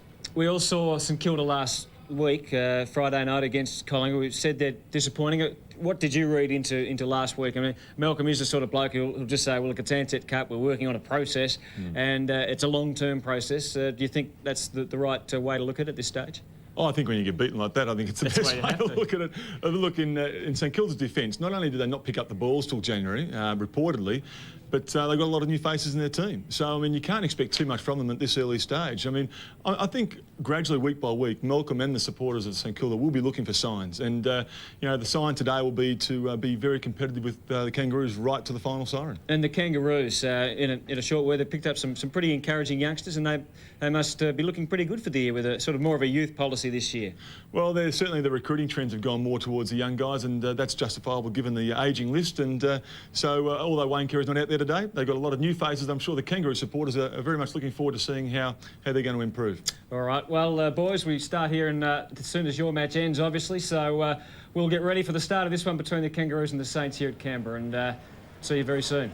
Good on you guys. Paul Salmon and Anthony Hudson up at Monica Oval in Canberra. Don't forget that match, the Kangaroos and the Saints, coming to you right after the action here at Optus Oval between Carlton and Adelaide. We'll take a break, and when we return, we'll catch up with Blue Star, Matty Lappin.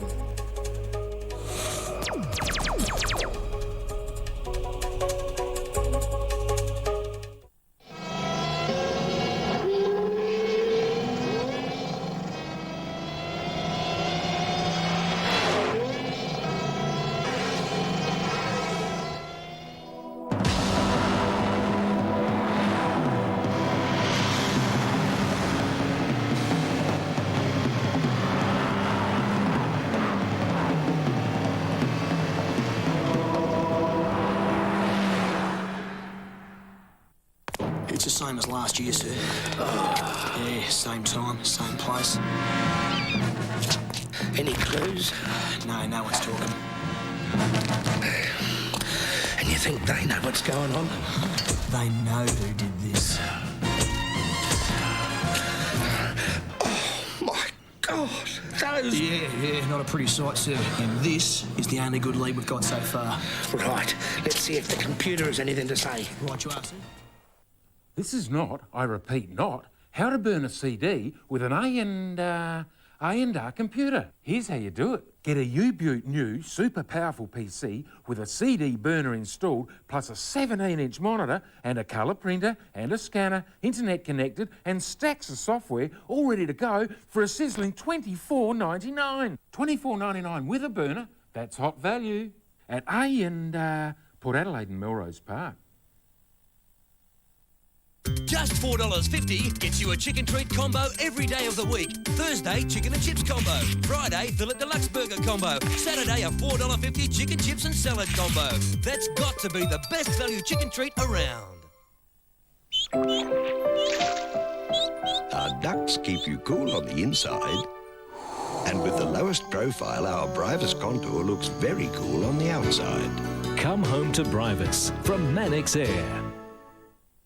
Can you go past a Daewoo Nubira? Nubira is the most powerful car under 20 grand, and it's packed with features. It's got a 2-litre double overhead cam engine, air conditioning, power steering, electric windows, and CD player, driver's airbag, 4-wheel disc brakes, and Daewoo Free Care, which includes 3-year scheduled servicing. You can't go past the incredible price from $18,990. Compare the value with other cars, and you won't go past your Daewoo dealer for the feature pack Daewoo Nubira from $18,990. Will you?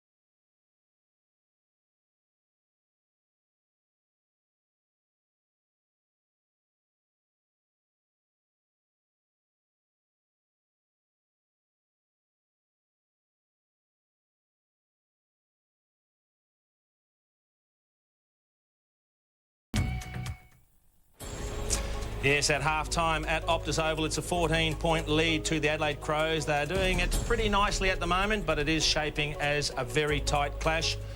Well, Doug Hawkins has caught up with a very familiar face here at Optus Oval. He's latched hold of Blue Star Matthew Lappin. How you going, Dougie? Yeah, good, Jace. Matty, first of all, the old question, mate. Obviously, you're injured. What is the problem and how long will you be out of footy for, mate? I slightly strained my medial ligament last week in the first quarter against the Bulldogs, and I've had this week off, hopefully with a bit of training next week. I may get up for next week's game against Brisbane. If not, it'll be the week after that for sure. Now, Matty, on today's performance, I mean, of course, with Aaron Hamill leaving the club going to St Kilda, we all knew there'd be a lot of pressure on Lance Whitnell. Today it appears that way, even though he's been pretty good.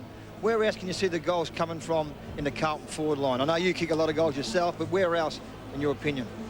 I think we're going to try a few things this year with big Mark Porter down there. Hopefully he'll be able to take a few marks, and if we can improve his kicking, he might be able to get a few. And another guy who's really got a lot of potential, he's not quite having the best of days yet today, but he'll probably come out and kick 5 in the second half. That's Brendan Favola. He's one of those sort of players where, you know, you never know what you're going to get because he's so young and he's a bit inconsistent. But, you know, today the ball's not coming down there so well, so they're probably not delivering the ball in the way it needs to be delivered for big scores. But, you know, we'll cover the loss of Aaron pretty well, I think. Matty, Wayne Britton, first time solely in charge of the Blues. How have you found his pre-season? Has it differed from previous years? No, not really. Brits has taken the last couple of pre-seasons pretty much anyway under the guidance of David Parkin, so things haven't changed too much. And, you know, we've sort of been playing to his game plan and David Parkin's game plan for a few years now, so the boys are pretty used to the way Wayne coaches, and you know, the boys have had a good pre-season and everyone's fit, and once we get everyone back from injury, we should be going up and going well. And Matty, with the team, some new players at the club. Jimmy Plunkett in particular has played well last week and impressive the first half again today. Plus the players here last year, Ryan Houlihan. How are they shaping up, and any other new players who you might want to mention while you're here today? Yeah, I think Ryan's really going to be a quality footballer. You can tell the way he just moves around the ground that he, you know, he's got what it takes. And Jimmy's a bit of an in and under player who's got his chance here in the pre-season competition. And Brits has always been a big fan of his, so you know, he's getting a chance, and hopefully he'll be up to the task. But we drafted pretty well this year. We got a lot of young kids. Unfortunately, a couple of them are carrying injuries, but we're hoping that they'll come up good in the next 2 or 3 years for us. Matty, just talking about a couple of injuries more serious from last year, a legacy of a tough season. Anthony Koutafidis and Steve Silvani, how are they progressing and when might we see them? Yeah, I did rehab this morning with those two guys, and I think Silvani's going really well. They're just holding him back just to make sure, but he should be up and going for the first round. And Kouta's probably the big question. You know, I mean, he's looked like he's been ready to go a couple of times, and then, you know, he's had a little abdominal injury or something that's held him back. But I think the aim is to have them both up and going for round 1 against Fremantle, and if we can get that, then we'll be more than happy. Well, I'm sure there'll be plenty of Blues fans hoping to see them up and going in round 1. And speaking of fans, you've got a big family day coming up? Yeah, that's correct. I think the club's aiming for about 30,000 members this year. We're trying to get up and compete with the likes of Essendon and those clubs. So we need all the Carlton supporters to get out there and get their membership so they can ring the club for that number. And, you know, and we just want to get everyone on board. That's Saturday, March 24th at Optus Oval, 10 until 3 p.m. 1300 72 79 81 is the number to ring. Good on you, Matty. We'll let you hop down into the rooms. Thanks for talking to us. Thanks, guys. Well done, Dougie, for tracking him down. Steve Silvani looking rather relaxed there, taking the action here at Optus Oval. We'll take a break. Back with the second half shortly.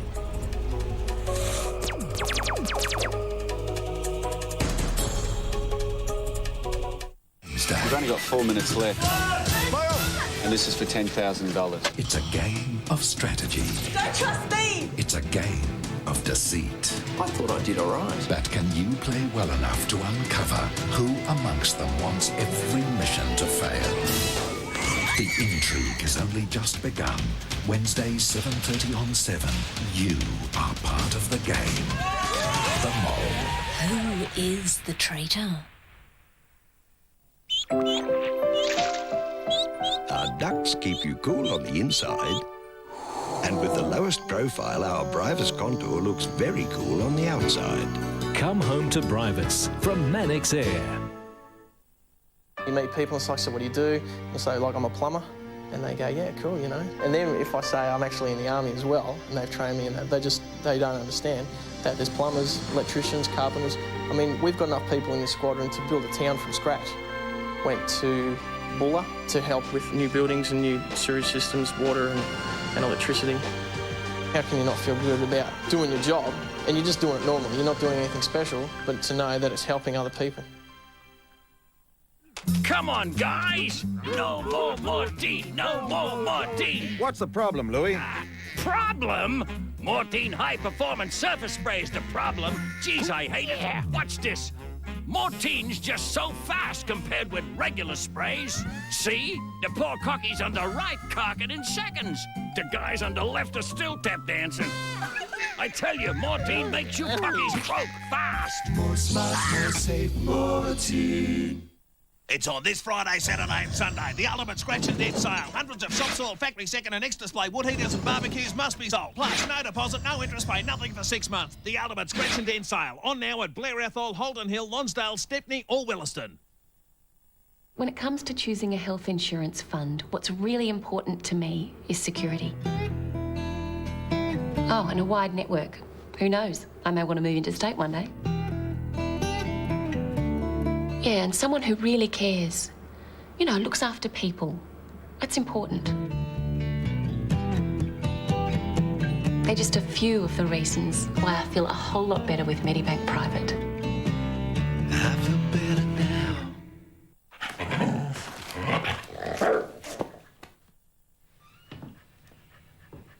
Oh,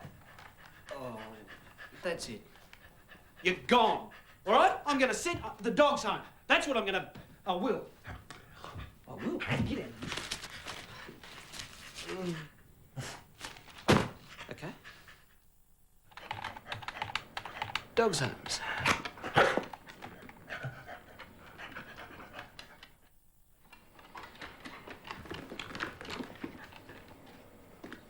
Okay.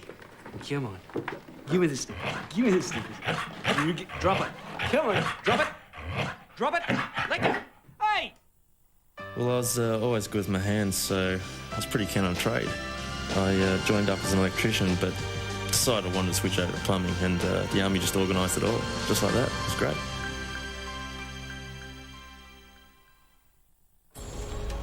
Players back on the ground here at Optus Oval in preparation for the third quarter. The Adelaide Crows leading by 14 points. Doug Hawkins is our man down on the boundary, and I wonder if he flashed that cheeky smile at the attendants on the rooms and wormed his way into the rooms to find out what was going on at half-time, Douglas. Yeah, well, Jace, I haven't changed my opinion at this stage. At the start of the game, I certainly did tip Carlton. Adelaide have been terrific. Well, they have been great. I said at the start of the game that Matthew Clark need to do a great job in the ruck. He has been absolutely terrific, really. And, you know, for Carlton to certainly win this game, Matthew Allen and Mark Porter, who I'm a big rap for, as is Malcolm Blight. He's got a great pair of hands, young Porter. And, of course, with Craig Bradley coming back on the ground, add that bit more to the midfield, because Camporelli's been the lone hand. He's been outstanding, even though Jimmy Plunkett's been pretty good. And, of course, the big surprise with Bassett down in the forward line. It's been pretty good for him down there for the Adelaide Crows. Rob them must take a few more marks from them down in their forward line. But for me, Jace, I'm staying with Carlton. I think they should overrun Adelaide in this second half. Good on you, Dougie, and certainly Camporelli had plenty of the ball, 20 touches in the first half, but you would have to say overall the Adelaide Crows have won the centre square duels. Matthew Clark doing a particularly good job. We'll see if he can continue that against Matty Allen.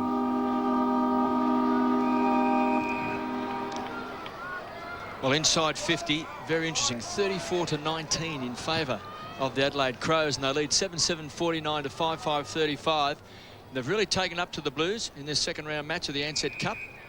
Blues coming off a big win against the Western Bulldogs. And of course, last week the Crows very, very disappointing down in New Zealand.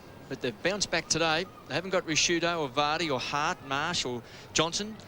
And of course, Brett Burton we saw interviewed earlier in the game. No Silvani, Koutafidis and Ratton, Lappin, Franchina for Carlton. So some big names out of both sides. So I dare say the ledge is fairly square.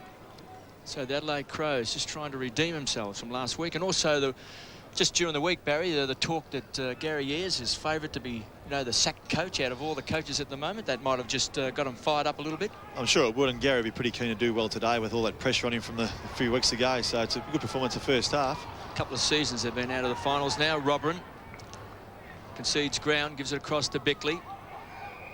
No longer the skipper to McGregor. Doug Hawkins feels has shown a bit today across the half-back line. Looking for Stenglein. Now Scher pounces on the ball. I think he's been pretty impressive. Goes short to Smart right on 50. He's trying to drill it. This is close. And Manton, desperate play, right on the line, punches it through for a behind. That's brilliant work, Glenn Manton. I mean, Nathan Bassett was doing his utmost to shepherd the ball through, and he somehow managed just to get one of those long arms over the shoulder of Nathan Bassett and made good contact with the ball. It was a good-looking kick coming in from Nigel Smart. He just punched the ball in low, and that's a great spoil. Well, Nigel Smart's the only player left from that first team that played with the Adelaide Crows. 3 times he's been All-Australian over 200 games. Played on him that day, KB, and he flogged me.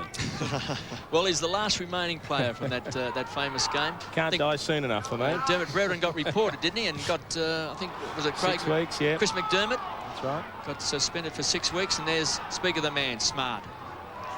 Crashing his way through, that time was Whitnell. Taken away by Sicko Alla. Just pumps the ball back inside 50. Allen, always building the wall. Hickmott. Looks to be in good early touch. This is a good kick, finds Hume. Kicked the goal in that second quarter. Loves to take him on. Bangs the ball deep into the forward line, backing back. Clark should have taken the mark. Bradley will kick a goal.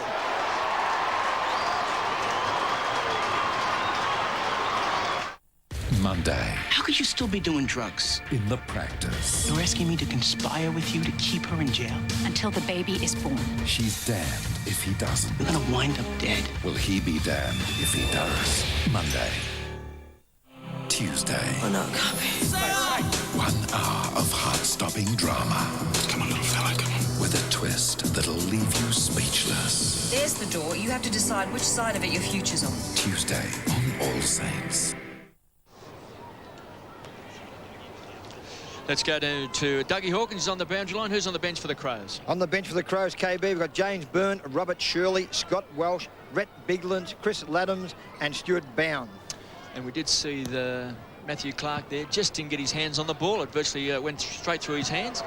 Camporelli just continues to win the ball. Coming off a fantastic year last year. He's going to continue on in that same vein. Whitnell tried to be a little bit clever. Hickmott put his body on the line. Rice always tough at the ball. Tyson Edwards did well to Gallagher. So they fight hard across half-back. It was Crowell who pumped the ball back. It's going to Ben Nelson. Camporelli, 22 possessions so far. So he's playing a lone hand in the midfield. Allen, high ball, big pack of players. Blues need a crummer. Stevens heads towards the line. Freeborn. Got the kind bounce he wanted, keeps the ball alive, goes short to Rice, the veteran. Vision. Finds Fletcher. He's been a real fine Simon Fletcher for the last couple of years. You mentioned earlier on that he really had a good year last year, and for a young guy, he's about 23, 24 years old at the most. A very impressive player. He's an on-baller and also a smart player. And he had a lot of injuries initially in his career, coming from Geelong, but now he's come to Carlton, he's found another life, and it's great that he's going well. Well, he's been playing on the wing half-back, a bit of a role midfield. Can he be a goal kicker? He's missed. The Crows, 7-8-50. The Blues, 6-6-42. Who's on the bench for the Blues, Doug? KB, we've got Murray Vance, Andrew Merrington, Heath Colpert, Ryan Houlihan, Jimmy Plunkett and Adam Pickering. Crowell to bring the ball back into play, goes long, looking for McGregor. Should have taken the mark. Just a young player, still making his way, but you've got to make certain that when you get your hands on the ball, particularly in key defensive posts, that you hang on to it. Christou just pumps the ball back to Beaumont. It was good vision. Good play by Stenglen. Just a bit brilliant. too tall for Hume. Numbers went out. 2 against 1. Make that 3 against 1. Great smother by Stenglen. Should have been rewarded. Freeborn, now the tackler. Hume was held. And we'll get the free kick. It's bad luck, wasn't it? They were great pressure, Adelaide Crows, in 2 instances there, where they tackle and a smother. Stenglein was great. Yeah. 2-on-1, outnumbered, and he just fought tooth and nail to hold the ball up on the outer wing.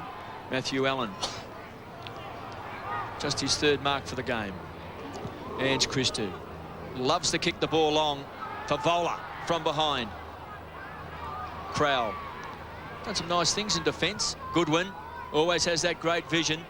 Finds Robrin. He's going to run hard. He wants to draw an opponent. Does it well to Bode. Edge of the centre square. Perry's going to be the target. Christou from behind. Did well. Made it a contest. Great at ground level. McKay will clean up to Hume. On the rebound, the Blues. Should have ran his full distance before bouncing the ball. Hume kicks the ball now under pressure. Back towards Bradley. Opponent too tall. Rice on hands and knees. There's Stenglein again. Done some great things today, particularly under pressure. They go short. Perry off hands. That came from Bode. Christou to Allen. So that last line of defence, the Blues standing up in this 3rd term. They trail 50-42. They're down by 8 points. They trailed by 6 points at quarter time, 16 points at half time. Starting to drag it back. Rice. Some strong arm tactics from half back. It's a poor kick. Shirley playing in front. That big fist came away from Whitnell. Across half back, Clark to Smart. And Massey does very, very well. He's had the job all day on Darren Jarman. He's only had it 7 times. Massey himself 4 times. But it's a good learning curve for young Massey. Last year struggled to really cement a place in the Carlton side. Did play in their grand final side in '99. Sikoela runs to 50. It's a tough angle.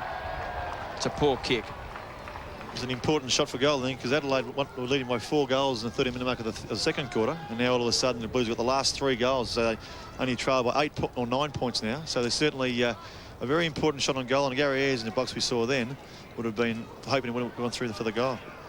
Is he a cool, calm, collected coach, Gary Ayres? He can be. Can he be a bit vocal? He can be also. Fletcher. Is there a coach that isn't vocal? That's right. To Ange Christou. He's had it 16 times and 2 marks, Ange, today. Reports are that he's fitting well.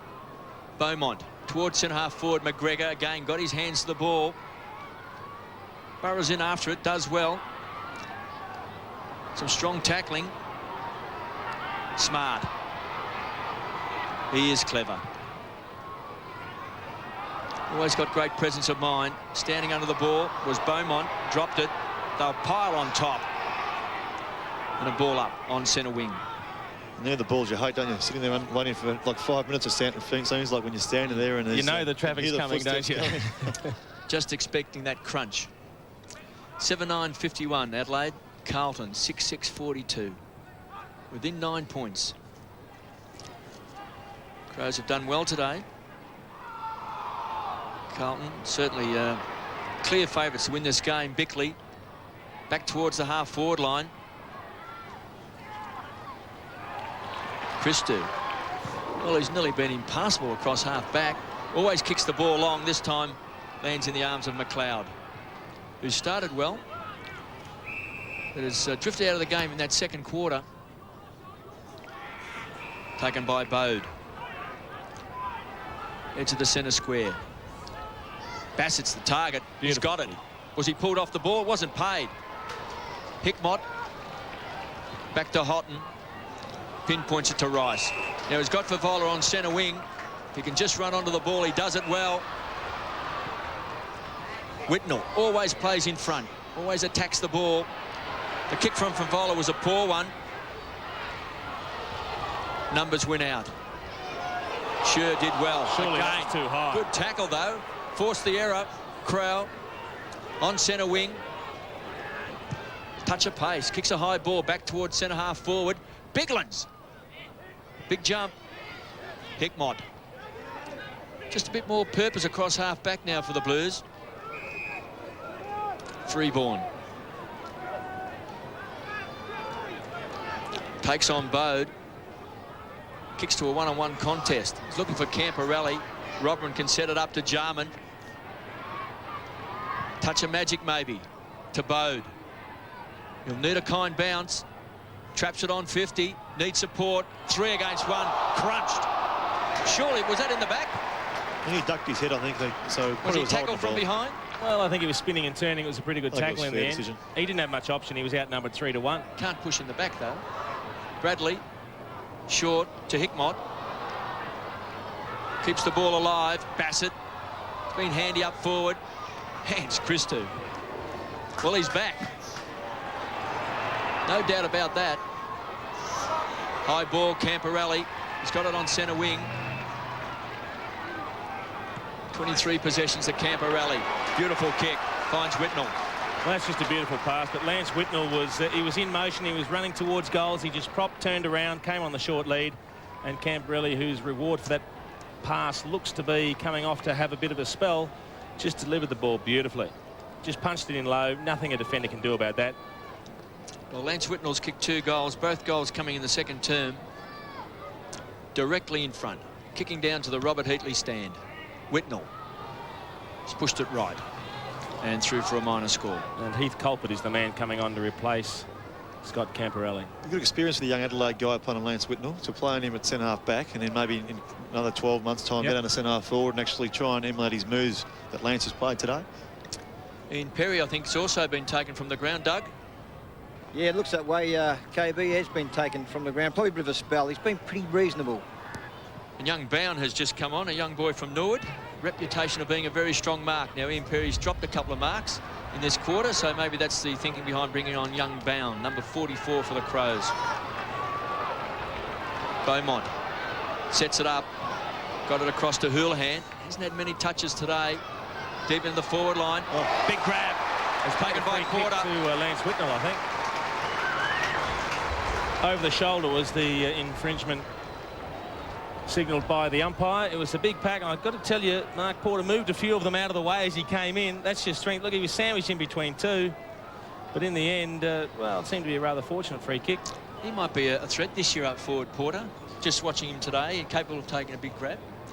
And well, all of a sudden, instead of having to rotate your ruckman or your big men off the bench, if you can get a use for them up forward, it's very handy. And Lance Whitnell has threaded it through. He's got 3.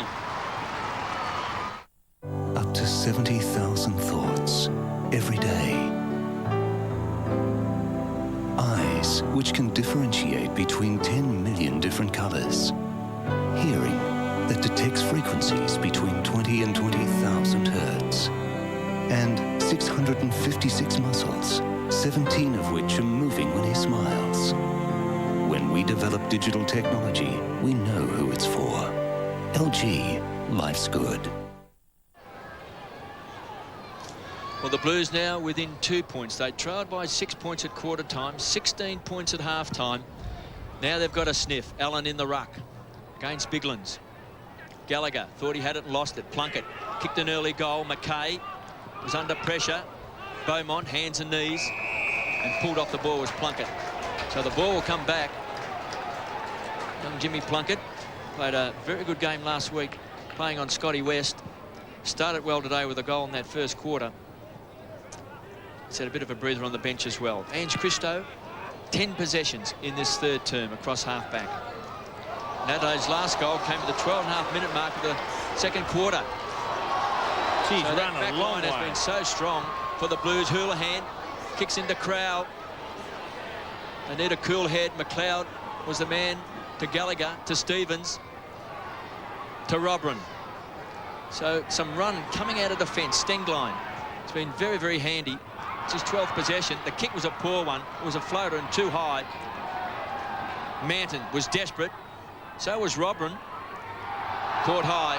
Oh. No free kick. Toss Umpire back felt in. that he ducked and he let play go. I was watching that young Houlihan on the other side of the ground here earlier on, just the way he moved and got around a couple of opponents and balked and weaved and used his hips. Just a very stylish play for a young guy. He's only had the 6 possessions today. I'd like to see him do a little bit more. That kick then, of course, he didn't weigh up his options quickly enough and then finally kicked into the man. Problem for the Crows at the moment is their midfield's just drifted out of the game. Matthew Clark's having a spell on the bench. Andrew McLeod has drifted out of the play. And whilst they were dominating there in the first half, they just don't seem to have any drive at the moment. Andrew Merrington, number 19 for Carlton, son of Gary Merrington. Just played the one game. Inside 50. Bode. Got good hands. Good players don't fumble. McLeod. To his partner in crime, Tyson Edwards. Again, the kick's a poor one. Gee, it was a great chase by Dean Rice just to put pressure on Tyson Edwards as he kicked that. He's chasing him about 40 or 50 metres.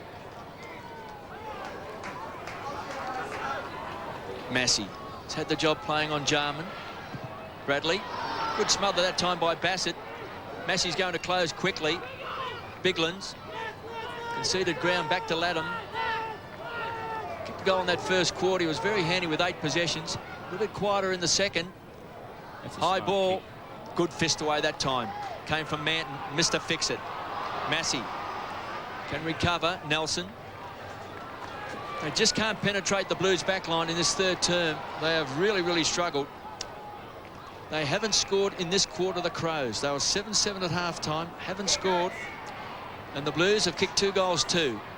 So they've got back into this game. They trail by 2 points, a turnover. Nelson goes to ground. Oh, it's got to be holding the ball. Key to impress.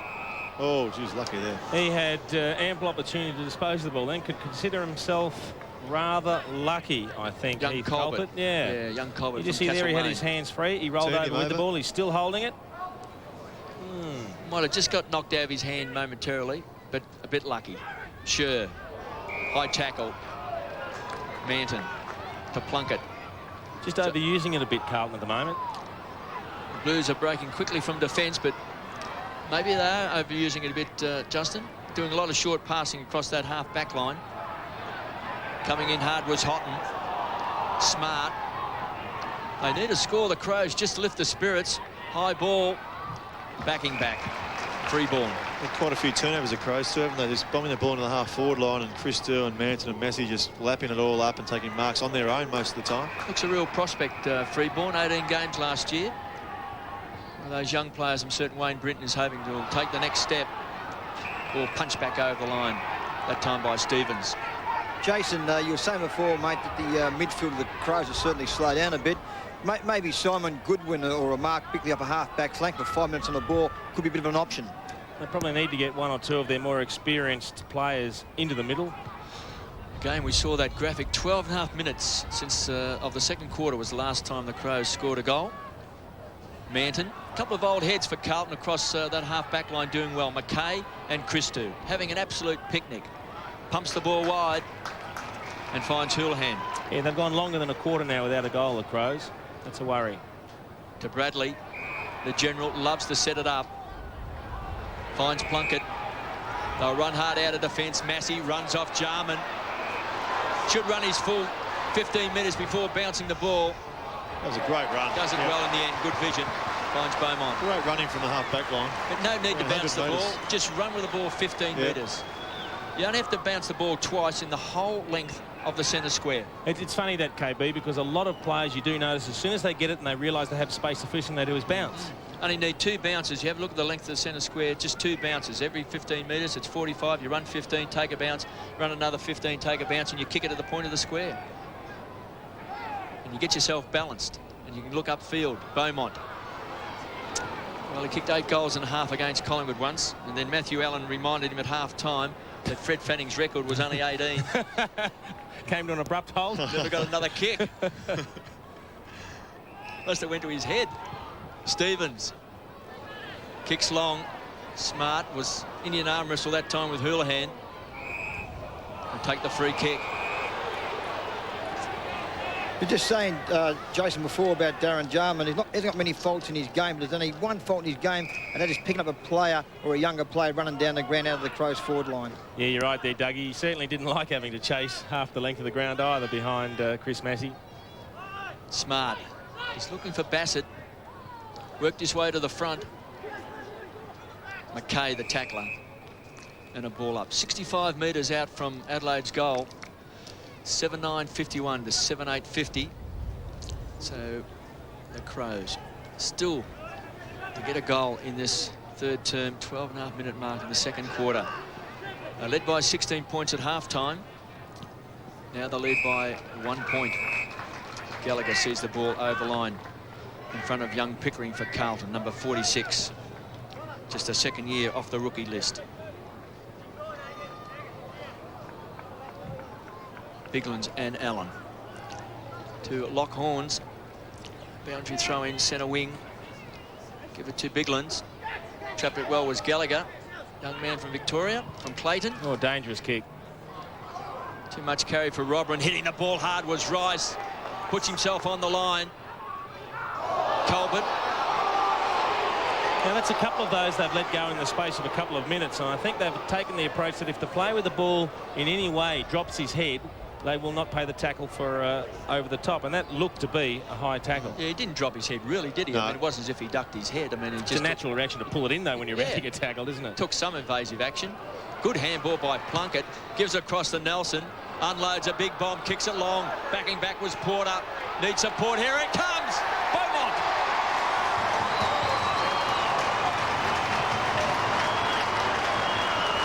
Well, Beaumont kicked the goal, but it would have been a free kick to Porter, 15 metres out directly in front, and that's a beauty with only 5 seconds remaining in the third quarter. After some good work, some quick hands in here. Plunkett's been very good this quarter since coming back on the ground. Nelson running through from halfback, drove the ball long. You can just see the left arm from Stevens hanging on to Mark Porter, and in the end, the umpire was in the process of paying the free kick. He saw the ball run free to Beaumont, waved on, play advantage, and a goal to the Blues. And they've hit the front. Beaumont's first goal of the match, and yes, 8-8-56. Carlton have hit the front, 7-9-51 by 5 points. Now it's a testing time for the Crows as the siren sounds, so maybe a psychological plus for the Blues. They go into the last quarter 5 points up, 8-8-56 to 7-9-51. Well, it is an interesting one. If the breeze is favouring either end, it's probably slightly towards the end that Adelaide will be kicking in this last quarter. But 2 points only for the Crows in that quarter, and at three-quarter time they trail the Blues by 5 points. This news update brought to you by Commonwealth Bank's one-year guaranteed rate home loan. Good afternoon. Coming up at 6 on 7 News, growing anger over the loss of the Le Mans race in Adelaide after just one season. More than 20 partygoers on board a luxury yacht rescued after the craft runs aground. In sport, how bad is Port's gun forward Warren Treadray's knee injury? And yet again, Steve Waugh stands tall for Australia. And how could a mother reject this cute baby cheetah? Details on how it will be saved at 6 on 7 News. To survive in the wide open spaces, you need a real four-wheel drive. A new Kia Sportage. Look at the clearance. It's got a real tough chassis and a dual-range gearbox. It'll take you anywhere. Inside, it's got everything. Out back, there's even more. It carries all I need to survive. The new 2-litre Kia Sportage at $25,990. Bush ducker. With cars, it's personal. The name behind the best wool carpets in the world. Look for the Wools of New Zealand mark. The name behind the approved wool retailer, Macleay's Glen Osmond Road. Woolscape by Feltex, 1/3 off. All Feltex Seisel ranges, 1/3 off. Feltex Axminster, 1/3 off Bold and Royale ranges. For a limited time, 1/3 off top quality wool carpet ready for delivery. For wool carpet, ask somebody who knows. Macleay and Sons, 243 Glen Osmond Road. Can home hygiene be made easier? Today, Brand Power shows you how Pino Clean quick cleanups can help. They're versatile cleaning wipes that are perfect for quick cleanups or for use on toilets, bathroom surfaces, even bins. Because each wipe contains Pino Clean cleaner, 99.9% of germs are removed, then thrown out along with the wipe, leaving surfaces hygienically clean. Quick cleanups from Pino Clean. Look for them in your supermarket cleaning aisle. Brand Power, helping you buy better. There's many a strange story in a place like this. Here's one. Abraham Lincoln was buried twice. Grave robbers first attempted to ransom his casket. It was later reburied 4 metres down, surrounded by 2 metres of concrete. We know people have genuine reasons for their requests, so you can talk freely to Brenton James about yours. His father and grandfather were also local funeral directors, so he knows funerals. Brenton James and family, quality funerals, common sense prices. Due to ill health, Fiona says shut the doors for good. It's SA's biggest closing down sale. Everything's got to go. Bangalow palms, $9.95. They're gone at $3.95 or 10 for $30. Majestic palms, $3.95 each or 10 for $30. There's ferns, conifers, cycads, indoor palms and agapanthus at ridiculous prices. Be early for the best bargains. Mounted stags and elks, they're gone at $4. And cocos palms up to 6 foot tall for $10. Where are the bargains? Palmarama, Henley Beach Road, Henley Beach, but they're all gone February 28th.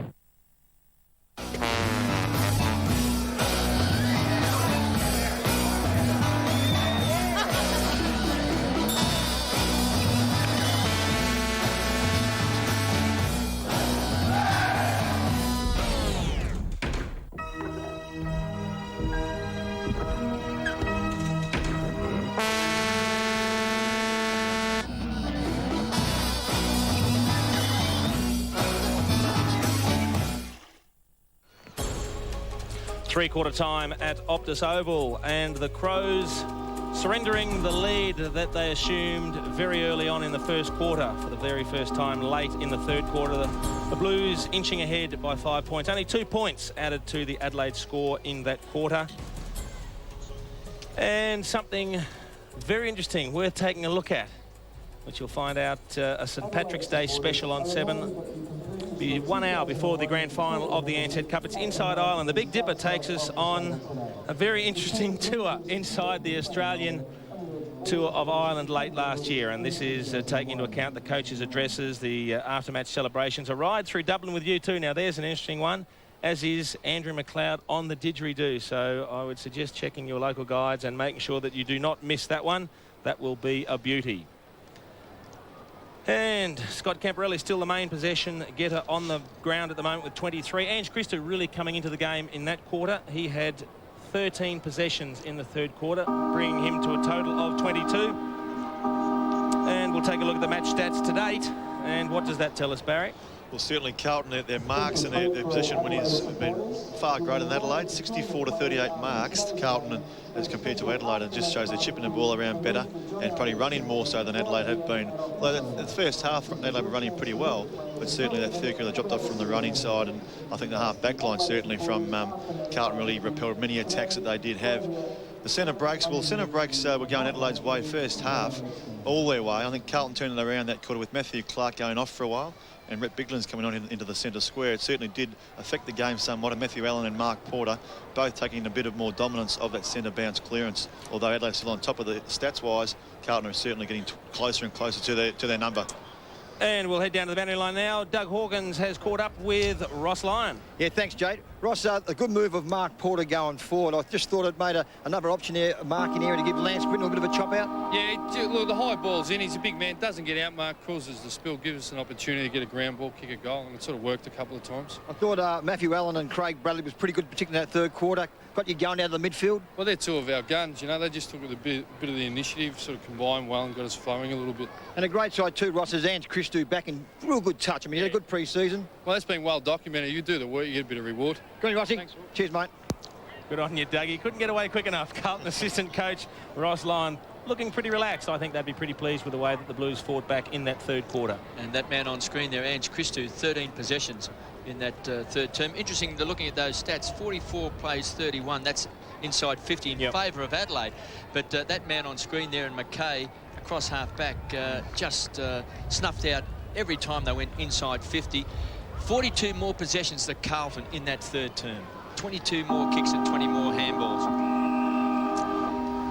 Start of the last quarter, the Blues lead by 5 points. They trail it all day at every break. 6 points and 16 points at half-time.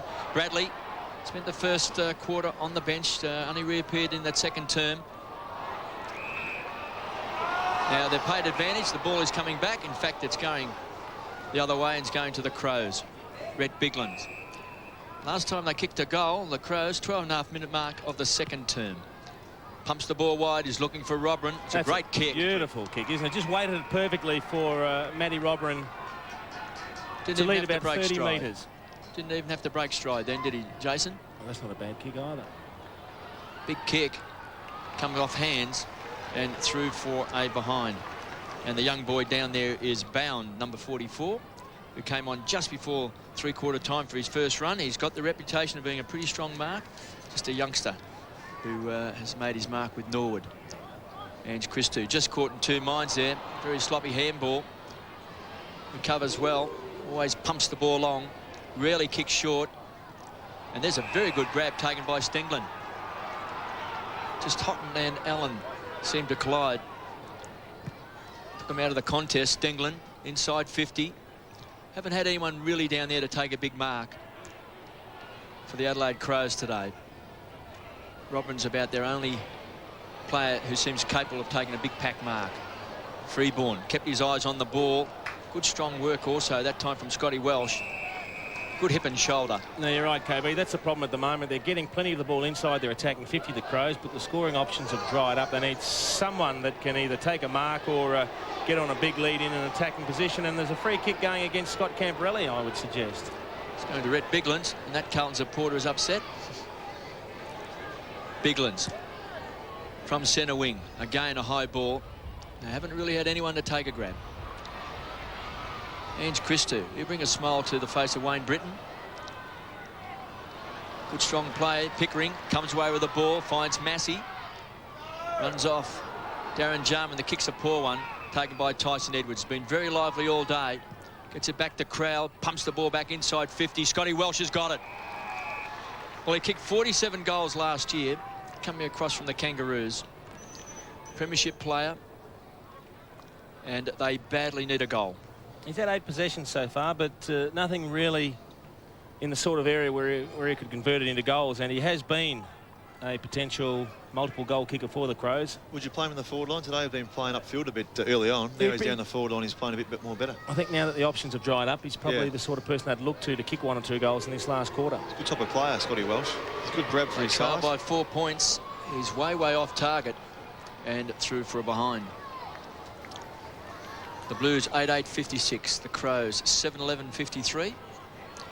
Doug, who's on the bench for the Crows? KB, Matthew Clark, Matthew Shurey, Nigel Smart, Nathan Bassett, Matthew Bode has been pretty good, and Ian Perry.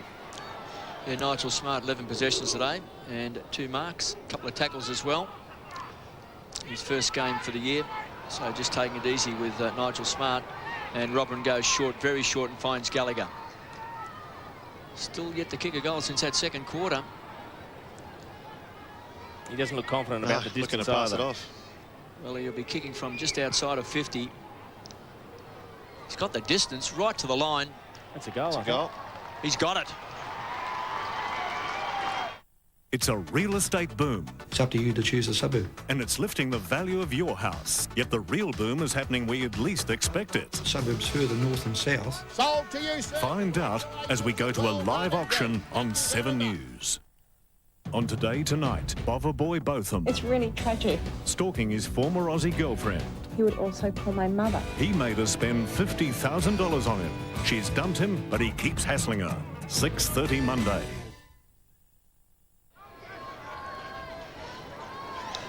Who's on the bench for the Blues, Doug? Adrian Hickmont, Brendan Pavola, Heath Colpert, Ryan Houlihan, Jimmy Plunkett, and Murray Vance. Murray Vance.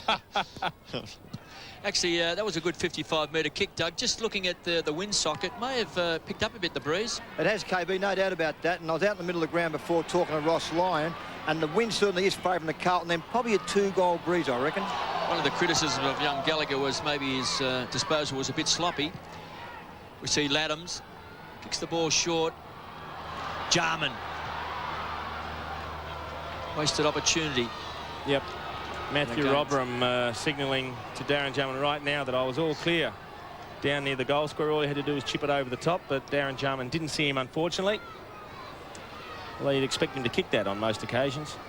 Well, the Crows by 4 points to have a bit more purpose at the start of this last quarter than they did during the third quarter. They really did struggle to get any sort of rhythm into the game whatsoever. Ange Christou kicks the ball long, and Stenglen, who's been pretty good today. He's really come into it since quarter time. His second and third quarter is very good. He's really found his niche last year on the wing. Goes short to McLeod. Just a few cameo appearances today. Into the centre square. Robin trying to make some space. Not much space there, is there? A few Carlton players in the holes. Goes wide. And there's a good grab. That's taken by young Pickering. Just the second year he came off the rookie list, and that'll lift the confidence. No relation, Barry, to Liam Pickering from Geelong? I don't think so, Doug, no. Bradley. To Massey, stands and delivers. Stenglen again with a sit. Takes the mark. Can't pay advantage from a mark, so the ball will have to come back. They'll break from half back, so the Blues a little bit sloppy. Tyson Edwards, he'll be caught. Good enough vision, awareness of mind, comes away. Very casual, pumps the ball high back towards centre half forward, and there's a good strong grab been taken by Beaumont. Quick hands to Hume, comes through the centre square, can set it up. Whitnell's got it. The fast break's a problem. He's going to turn around and see an open goal square. He's going to have a crack. It's missed. The problem Tyson Edwards had a few moments ago as he broke from half back and he took his what looked like forever and a day to kick the ball, is that there were no options leading towards him upfield. They're very static, aren't they, the forwards? The half forward line, there's no real movement from their half forward line at all, just more or less standing there and hoping they'll get a mark. McLeod was looking for Stevens. Just a bit too much carry on the ball. Mark Porter coming off for a rest and Brendan Favola coming back on. Stevens last year broke his leg. So he's had a few injuries. He's had a knee, also the broken leg, so he'll be hoping for some better results this year. Desperate play also, that time by Byrne. Hasn't seen much time on the ground. Matthew Allen does well. Just danced around his opponent that time. Pumps the ball back towards the goal square. Taken over by McGregor. Kept the ball alive. And Matthew Allen will take an easy mark. Now, Whitnell wants it in front of the goal square. Favola kicks the ball wide. Merrington has to make ground. Stevens from half-back for the Crows. Kicks the space. The race is on. Scher. Been impressed today by Scher. He's got Nelson to beat. Kicked off the ground that time by Robran. Scher's second effort. They'll toss it back in. They're really missing Matty Clark, aren't they? He's on the bench since half-time, more or less, or just after half-time, and certainly Biglands is doing a competitive job. But Nigel Smart also on the bench. Yeah, and Matty Clark was just setting them up around the contest, around the boundary throw-ins and the ball up. So they're missing him greatly, but obviously just resting for the second half. Just warming up a bit at the moment. Doug, do you think there's a chance he might come back on? Well, I think you're right there, Bazza and KB. I think Matthew Clark, particularly in the first half, was pretty good. I thought Matthew Allen was outstanding in that third quarter. They need him on the ground very soon, I think. Bradley seems to be warming to the task in this last quarter, extending himself a little bit. There's Merrington on screen. Just the one game. KB, with young Merrington, he played a bit of cricket, district cricket. And young Bobe, was he a cricketer as well for Adelaide? Well, I know Merrington went to England to play cricket as a youngster. He's only a young man at the moment, so he's obviously a multi-talented sportsman. Bode, I'm not quite certain about, Doug. Stevens. Again, all the leading options very wide at the moment for the Crows, and nothing that's really going to take them forward. I think the Too tall that time, Allen. With them zigzagging, going back and forth. There's a forwards lead once, then they're out of position for the next kick. There's no space to lead into after that. And the defensive ruckman in Matty Allen just keeps dropping back and mopping up. Bradley, the playmaker, sets it up, finds Nelson. Massey wants it short. Goes long, standing his ground. Good grab. Beaumont. Well, he's so versatile, Simon Beaumont. Up forward, can play across half-back. That was a poor kick, but Hume does well, allows Favola to take it. The old 1-2 back to Hume, should kick a goal.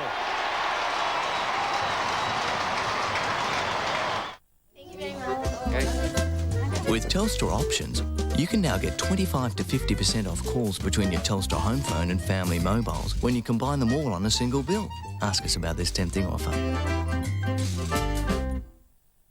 A Taipan can detect even the slightest movement of a mouse. But then, a mouse doesn't have 3 types of anti-vibration padding. Grandeur, quieter than a mouse. Hyundai, take another look. Hume's been handy today, 15 possessions. He's kicked 2 goals. Allen. He's looking for Bradley. I thought he might have thumped that ball a lot harder outside that centre circle then. He had the good run at it, but they'll share it around. Nelson kicks a high ball. Hickmott back on the ground. He's had a spell on the interchange bench. Laddams. It's looked okay today. McLeod kicks the ball wide. He's always got great vision. That's a wonderful kick. Biglands. He did play on. He's off. Called play on. Gets around Allen. Tries to keep the ball aligned. Robran can't control it. Boundary throw in. 63 plays 60. 8-12 the Crows. 9-9 the Blues. 16 possessions, 7 marks and 9 hitouts to Matthew Allen today. Some pushing and shoving. Clever play that time by Robran. Plunkett. Short to Allen. The run of Camporelli. Blues now trying to move the ball. A bit faster into their forward line. Rice thought he may have been held. Stevens was a tackler. Got it. He's been pinged. Well, the problem that Mark Bickley had there was that it was his teammate that came over the back and locked the ball in. Laying on the ground. Fafala was out in front. Chance for the Blues. Danger here for the Crows. Burns got it. Going in hard again was Hickmott. They need a cool head. They get it in. McLeod comes away to his partner in crime, which was Tyson Edwards, to Stevens. They've done well here, the Crows, to get out of trouble. Across half back. Kicks the ball long. Biglands. One-on-one. Allen backs back. It's been good this quarter, hasn't it? Some telling marks. Well, he finished third in the best and fairest. Third in the Brownlow medalist youngster. That is Also a brilliant chase. That is a good chase. Brett Biglands was standing the mark for the kick that came from Matty Allen, and he just took off after the kick. Scott Camporelli took a little bit too long and rewarded for a great chase. Team lifting stuff by Rhett Biglands.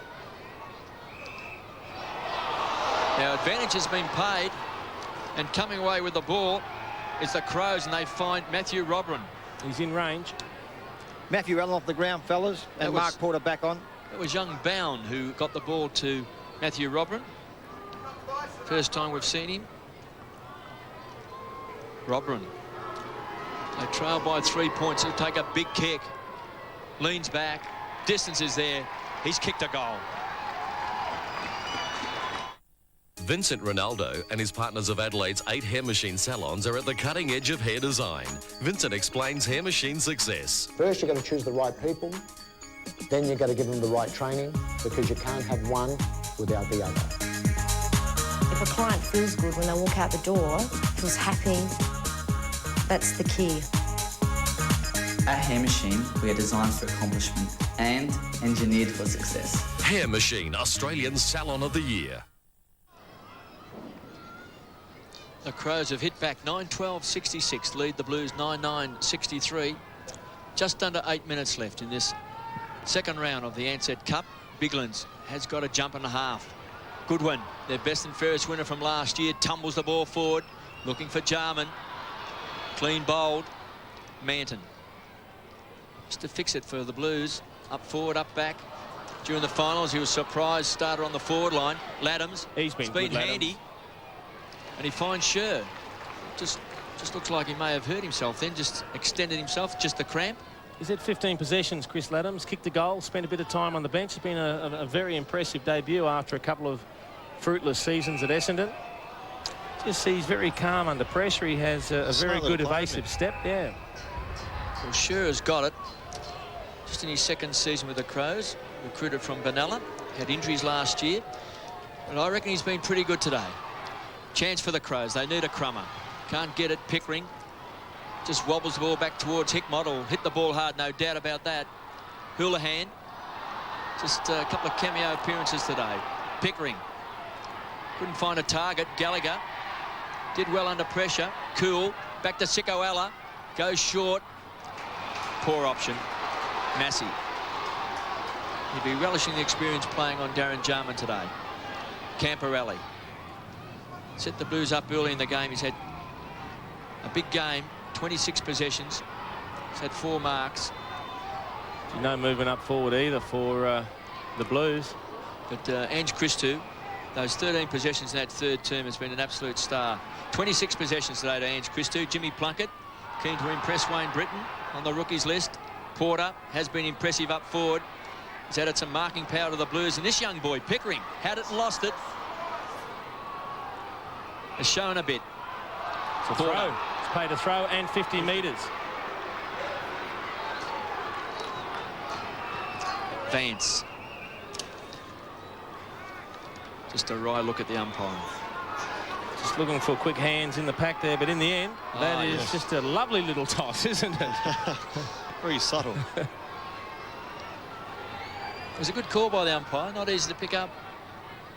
It was pretty sharp. Gallagher wants to kick the ball long, kick the goal in this last term. Robran in front, the big fist away. They'll need a crumb. Nelson, it's a hurried kick. Good mark. McLeod, he's caught. Well, he wanted to take him on.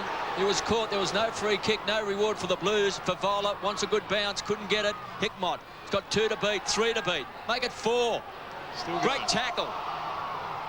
Goodwin has to kick under pressure, still inside the centre square. Nelson made it a contest. Over the top is Hickmott again. Well, that's just... well, we give him 10 for enthusiasm. That's being overzealous. He can be crude at times, can't he, his tackling? It is a tight moment in the match. I mean, it's very close, and both teams looking to break it open. You just can't afford to give away free kicks like that. Crows by 3 points. Tyson Edwards just weighing up his options. Jarman's the target. Had the ride, just couldn't hang on to the Sherrin. And Carlton have got the free kick. And a Bronx cheer from the Blues fans. Finally, they got one to go their way. Pickering to Camporelli. They break wide. He's looking for Rice. Just couldn't make enough ground. He's pulled off the ball, so he'll take the free. This year, of course, any grab of the jumper will be paid as a free kick during this Ansett Cup. Cracking down on defenders. As they should, Kate. Holding forwards. There's a poor kick. Lucks of Fortune lands in the arms of Scotty Freeborn. I thought you'd like that rule, Jason. I think the forwards do just as much holding at times as the backmen do. Now, Porter's getting back in the square.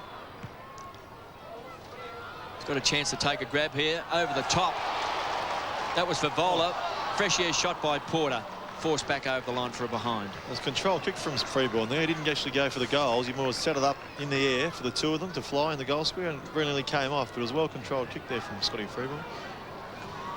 Crows by 2 points. Crowd to bring the ball back into play. Just over 4 minutes left. Big pack of players. Bradley. Wonderful kick. Finds Whitnell. Now is keen to play on. He goes short. Rice will take it. And he's a pretty good kick. Well, every kick becomes all important now because it hasn't been a high-scoring match. Goals have been hard to come by. But after some good work from Craig Bradley and then Lance Whitnell, we have Dean Rice 35 metres out directly in front. But there is a swirly breeze and players have had trouble converting. This to put the Blues in front by 4 points. He's got it. That's the 4th league change this quarter. Gotta go, get away and go to the caravan camping and off-road show. Innovations, demonstrations, seminars, destinations. Browse around in air-conditioned comfort. Try the 4-wheel drive test track. See the pick of the crop recreational vehicles. Live bands, family fun. The biggest show yet. Wednesday, February 28th to Sunday, March the 4th. Royal Adelaide Showgrounds, Wayville. Gotta go to the caravan camping and off-road show. Well, there's Gary Ayres looking on. Doesn't seem to be too perturbed. They led by 6 points, the Crows, at quarter time. 16 points at half time. They trailed by 5 points at three-quarter time. And they trail now by 4 points. Just over 3 minutes left. Beaumont to Bradley, the skipper. Looks for Houlihan, the young gun, caught. Oh, he's dropping the ball. Well, there's no such rule as dropping the ball, so it's got to be holding the ball. On behalf of work players, spectators are requested to please keep off the ground until after the second. Biglands is a target. He's got 2 to beat. Allen's going to build this wall in these last 3 minutes. Anything that comes out of the forward line for the Blues, he'll be parked back. Hickmont goes to ground, was clever enough to get his hand on the ball. Houlihan was held without it, and Carlton supporters are cheering. Well, you just think that if Carlton kick the next goal, they'll get home, because it's going to be too difficult for the Crows to kick more than 1 goal in the last couple of minutes. They've been so hard to come by. So if someone like Ryan Houlihan can produce a brilliant kick from a position like this, they'll just about get home, the Blues. That was very similar to Kevin Bartlett's style of hitting the ball out in front and then getting held with with the ball not in. You could get away with it back in those days. It was the rule. 13 games last year, Ryan Houlihan. Norwich Rising Star nomination as well, so he was seen as one of the best young players in the competition. But this time he's put it out of bounds on the full. Often the case when striving for a little bit of extra distance, you kick it around the corner and you end up hooking the ball. So the Blues hanging on by 4 points. Big win last week over the Bulldogs. And they weren't expected to win. And today they've really struggled against the Crows, who last week struggled against Brisbane, but they've really taken up to Carlton today. Still got a chance. They can still beat the time clock. 2 minutes left in the game. They'll come forward to centre wing. Biglands should have taken the mark, should kick it off the ground. Desperate play by Ben Nelson. That's great stuff. Gets it across to Allen to Scott Freeborn. Tackling now has gone up, they know. Time clock ticking away. Stevens wobbles the kick back towards centre half forward. Robin just tried to get it halfway in mid-air on that bad bounce. Couldn't quite trap it. Back to Allen. He hasn't moved, has he, Matthew Allen? He's been out here for the entire quarter. Thumped back over the line by McGregor. He won't move from this spot on centre wing, will he? He's going to direct traffic right there. That's where the action is. He's playing a kick behind play and doing a very good job this quarter, Matty Allen. McGregor caught behind Whitnell. Did it well. Hickmott. Goodwin. Gets the ball away. They pump the ball back. That came from Shirley. Camporelli. One grab player. Edge of the centre square. Penetrating kick. Danger here for the Crows. Crowell has to work hard. Got his body on the line. Burns caught. Loose ball. Bradley. Can the old head prevail? Back to Hickmott. Sets it up. Favola. Cross the face of goals. Oh, he's going to have another attempt. And he's got the free. Gee, there was some terrific defensive work done by Andrew Crowell. He was outnumbered. He took on a couple of players. He ran them down. He tackled. He held the ball up. In the end, it broke to Brendan Favola, and just as he kicked the ball, crunch, he cops one in the back. So he'll go back and have a set shot from a very, very acute angle, particularly for a right footer. With a bit of a swirly breeze, the odds would be against him, but as we said, if he can kick this, they'll just about seal it for the Blues. Hasn't kicked a goal today. Famous for his game in last year in the Millennium game when he booted 12. But I think his semi-final game against Brisbane when he kicked 4 goals just underline the fact that he's got a lot of talent. This is a tough kick.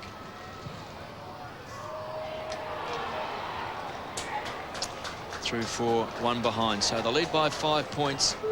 A goal can win it here for the Crows. They'll have to move it quickly. And of course, it's 5 points the difference. But if any draw during the Ansett Cup, you play 2 5-minute quarters plus time on. They trail 66-71. Last roll of the dice, and there's Matthew Allen. He's been great in this last quarter. Touch of experience. Hickmott goes short, finds Rice. And you'd think Dean Rice would kick this goal. Very cool under pressure there, Hickmott, wasn't he? He certainly could have gone long and just blasted long and high, but he weighed up his options, saw Rice reasonably short, and a beautiful pass. Very cool in the head there. Dean Rice, this will be his 9th possession, but he's always putting himself in the right position to receive the ball. He's been a real survivor, Dean Rice, since coming to Carlton from St Kilda. Started at Geelong, Barry, and good with St Kilda. He's had plenty of knee problems, but he's always worked hard on his fitness. He's presented himself and always giving you 100%. And the way he plays it, certainly injuries, there's no doubt he gets injured because he plays swinging it back. Too far. 2 for a behind. Well, now we could have a draw. Well, we can't have a draw, but we could have extra time. We could have a tied score at the final siren, KP. Do we get paid overtime if it goes to 2 extra time? Dream on. I see all the cameramen are clapping their hands. They reckon they get overtime. Crowell's going straight down the centre. It's only 2 seconds left. And Carlton have won the second round match of the Ansett Cup. 10-12-72. They've won by 6 points. The Crows 9-12-66. Well, it'll be one that the Crows will be disappointed they let slip away. They did control the match particularly well in the first half. They opened up a bit of a break, but unfortunately they were let down in the third quarter when they managed only 2 points for the quarter. The Blues never gave up. They continued to attack and to push forward. Craig Bradley, when he came off the bench, gave them a little bit of experience, a bit of stability. Dean Rice, very good in the last quarter. And Matty Allen, probably the stumbling block for the Crows. He just played a kick behind play. He took a number of important marks, repelled countless Crows attacks. And in the end, they'll be pretty pleased with the day's work. The Blues, their second Ansett Cup victory in as many weeks. They've done very well. First up last week, a win over the Western Bulldogs. A pretty strong win, and now they've backed that up with a victory over the Crows here at Optus Oval. So they're looking very good as far as the semi-finals are concerned in the Ansett Cup. Final scores at Optus Oval: the Blues by 6 points, 10-12-72 to the Crows, 9-12-66. My windscreen, broke my windscreen. Woe is me, what shall I do? Simply phone us, instant windscreens, and we'll fix it just like you. What's a number? What's a number? I can't stand it anymore.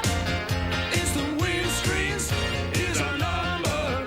132 444. All kinds of people go to dine at Manny's. All kinds of people just like you and me. Every day's a feast at Manny's Fish Cafe. So come along and join the feast today.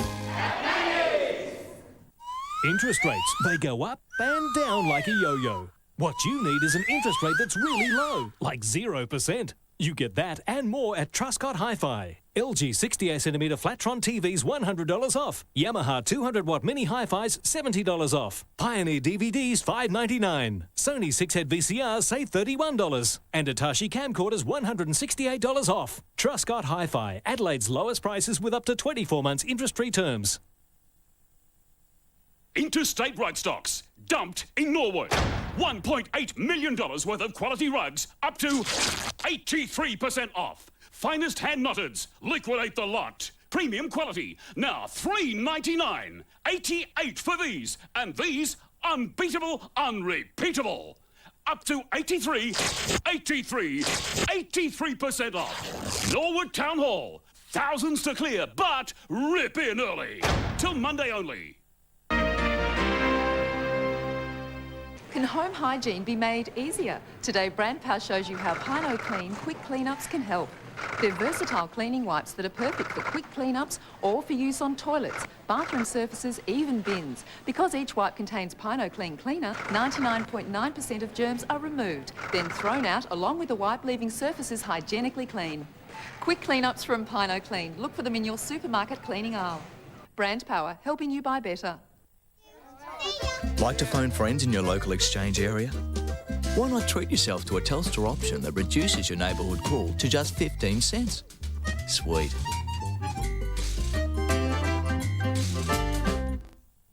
To survive in the wide open spaces, you need a real four-wheel drive. The new Kia Sportage. Look at the clearance.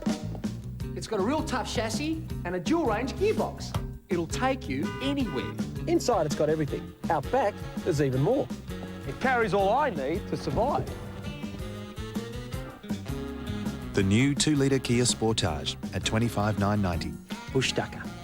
With cars, it's personal. Final scores here at Optus Oval, and the Blues in a workmanlike performance. Trailing for much of the match, they got their nose in front at three-quarter time, and in the end, a little bit too strong in the last quarter, 10-12-72. A 6-point margin. The Crows 9-12-66. And Barry, at the end of the day, well, the Crows tried hard but just couldn't quite get there. Yeah, the first half was quite impressive. I think both coaches will walk away today quite happy with it. The first half, Gary Ayres and the Adelaide Crows played pretty well, but unfortunately the second half they fell away. I think Matthew Clark and Andrew McLeod went out of the game, and therefore Adelaide sort of went down. But Carlton also a good win and a good result for them. All right, well, let's take a look at the group ladders now. You can see the four groups. 4 groups of 4. That's Group 3. Carlton, of course, the Brisbane Lions and Western Bulldogs. There's a little bit of doubt over that match. A decision will be made at 4 o'clock. There is a cyclone warning up at Cairns, so we'll have to wait and see what decision is made there as to whether that game does go ahead. But at this stage, in Group 3, it's the Blues sitting pretty with 2 wins from 2 games. And Barry, great having you on board today. Thanks very much. Nice to be here. Really enjoyed the game. Looking forward to the season coming up. It has been an entertaining afternoon here at Optus Oval. Time now, though, to take in the second part of our doubleheader. Let's head up to Manuka Oval at Canberra. The big clash between the Kangaroos and St Kilda. And it's over to Anthony Hudson and Paul Salmon.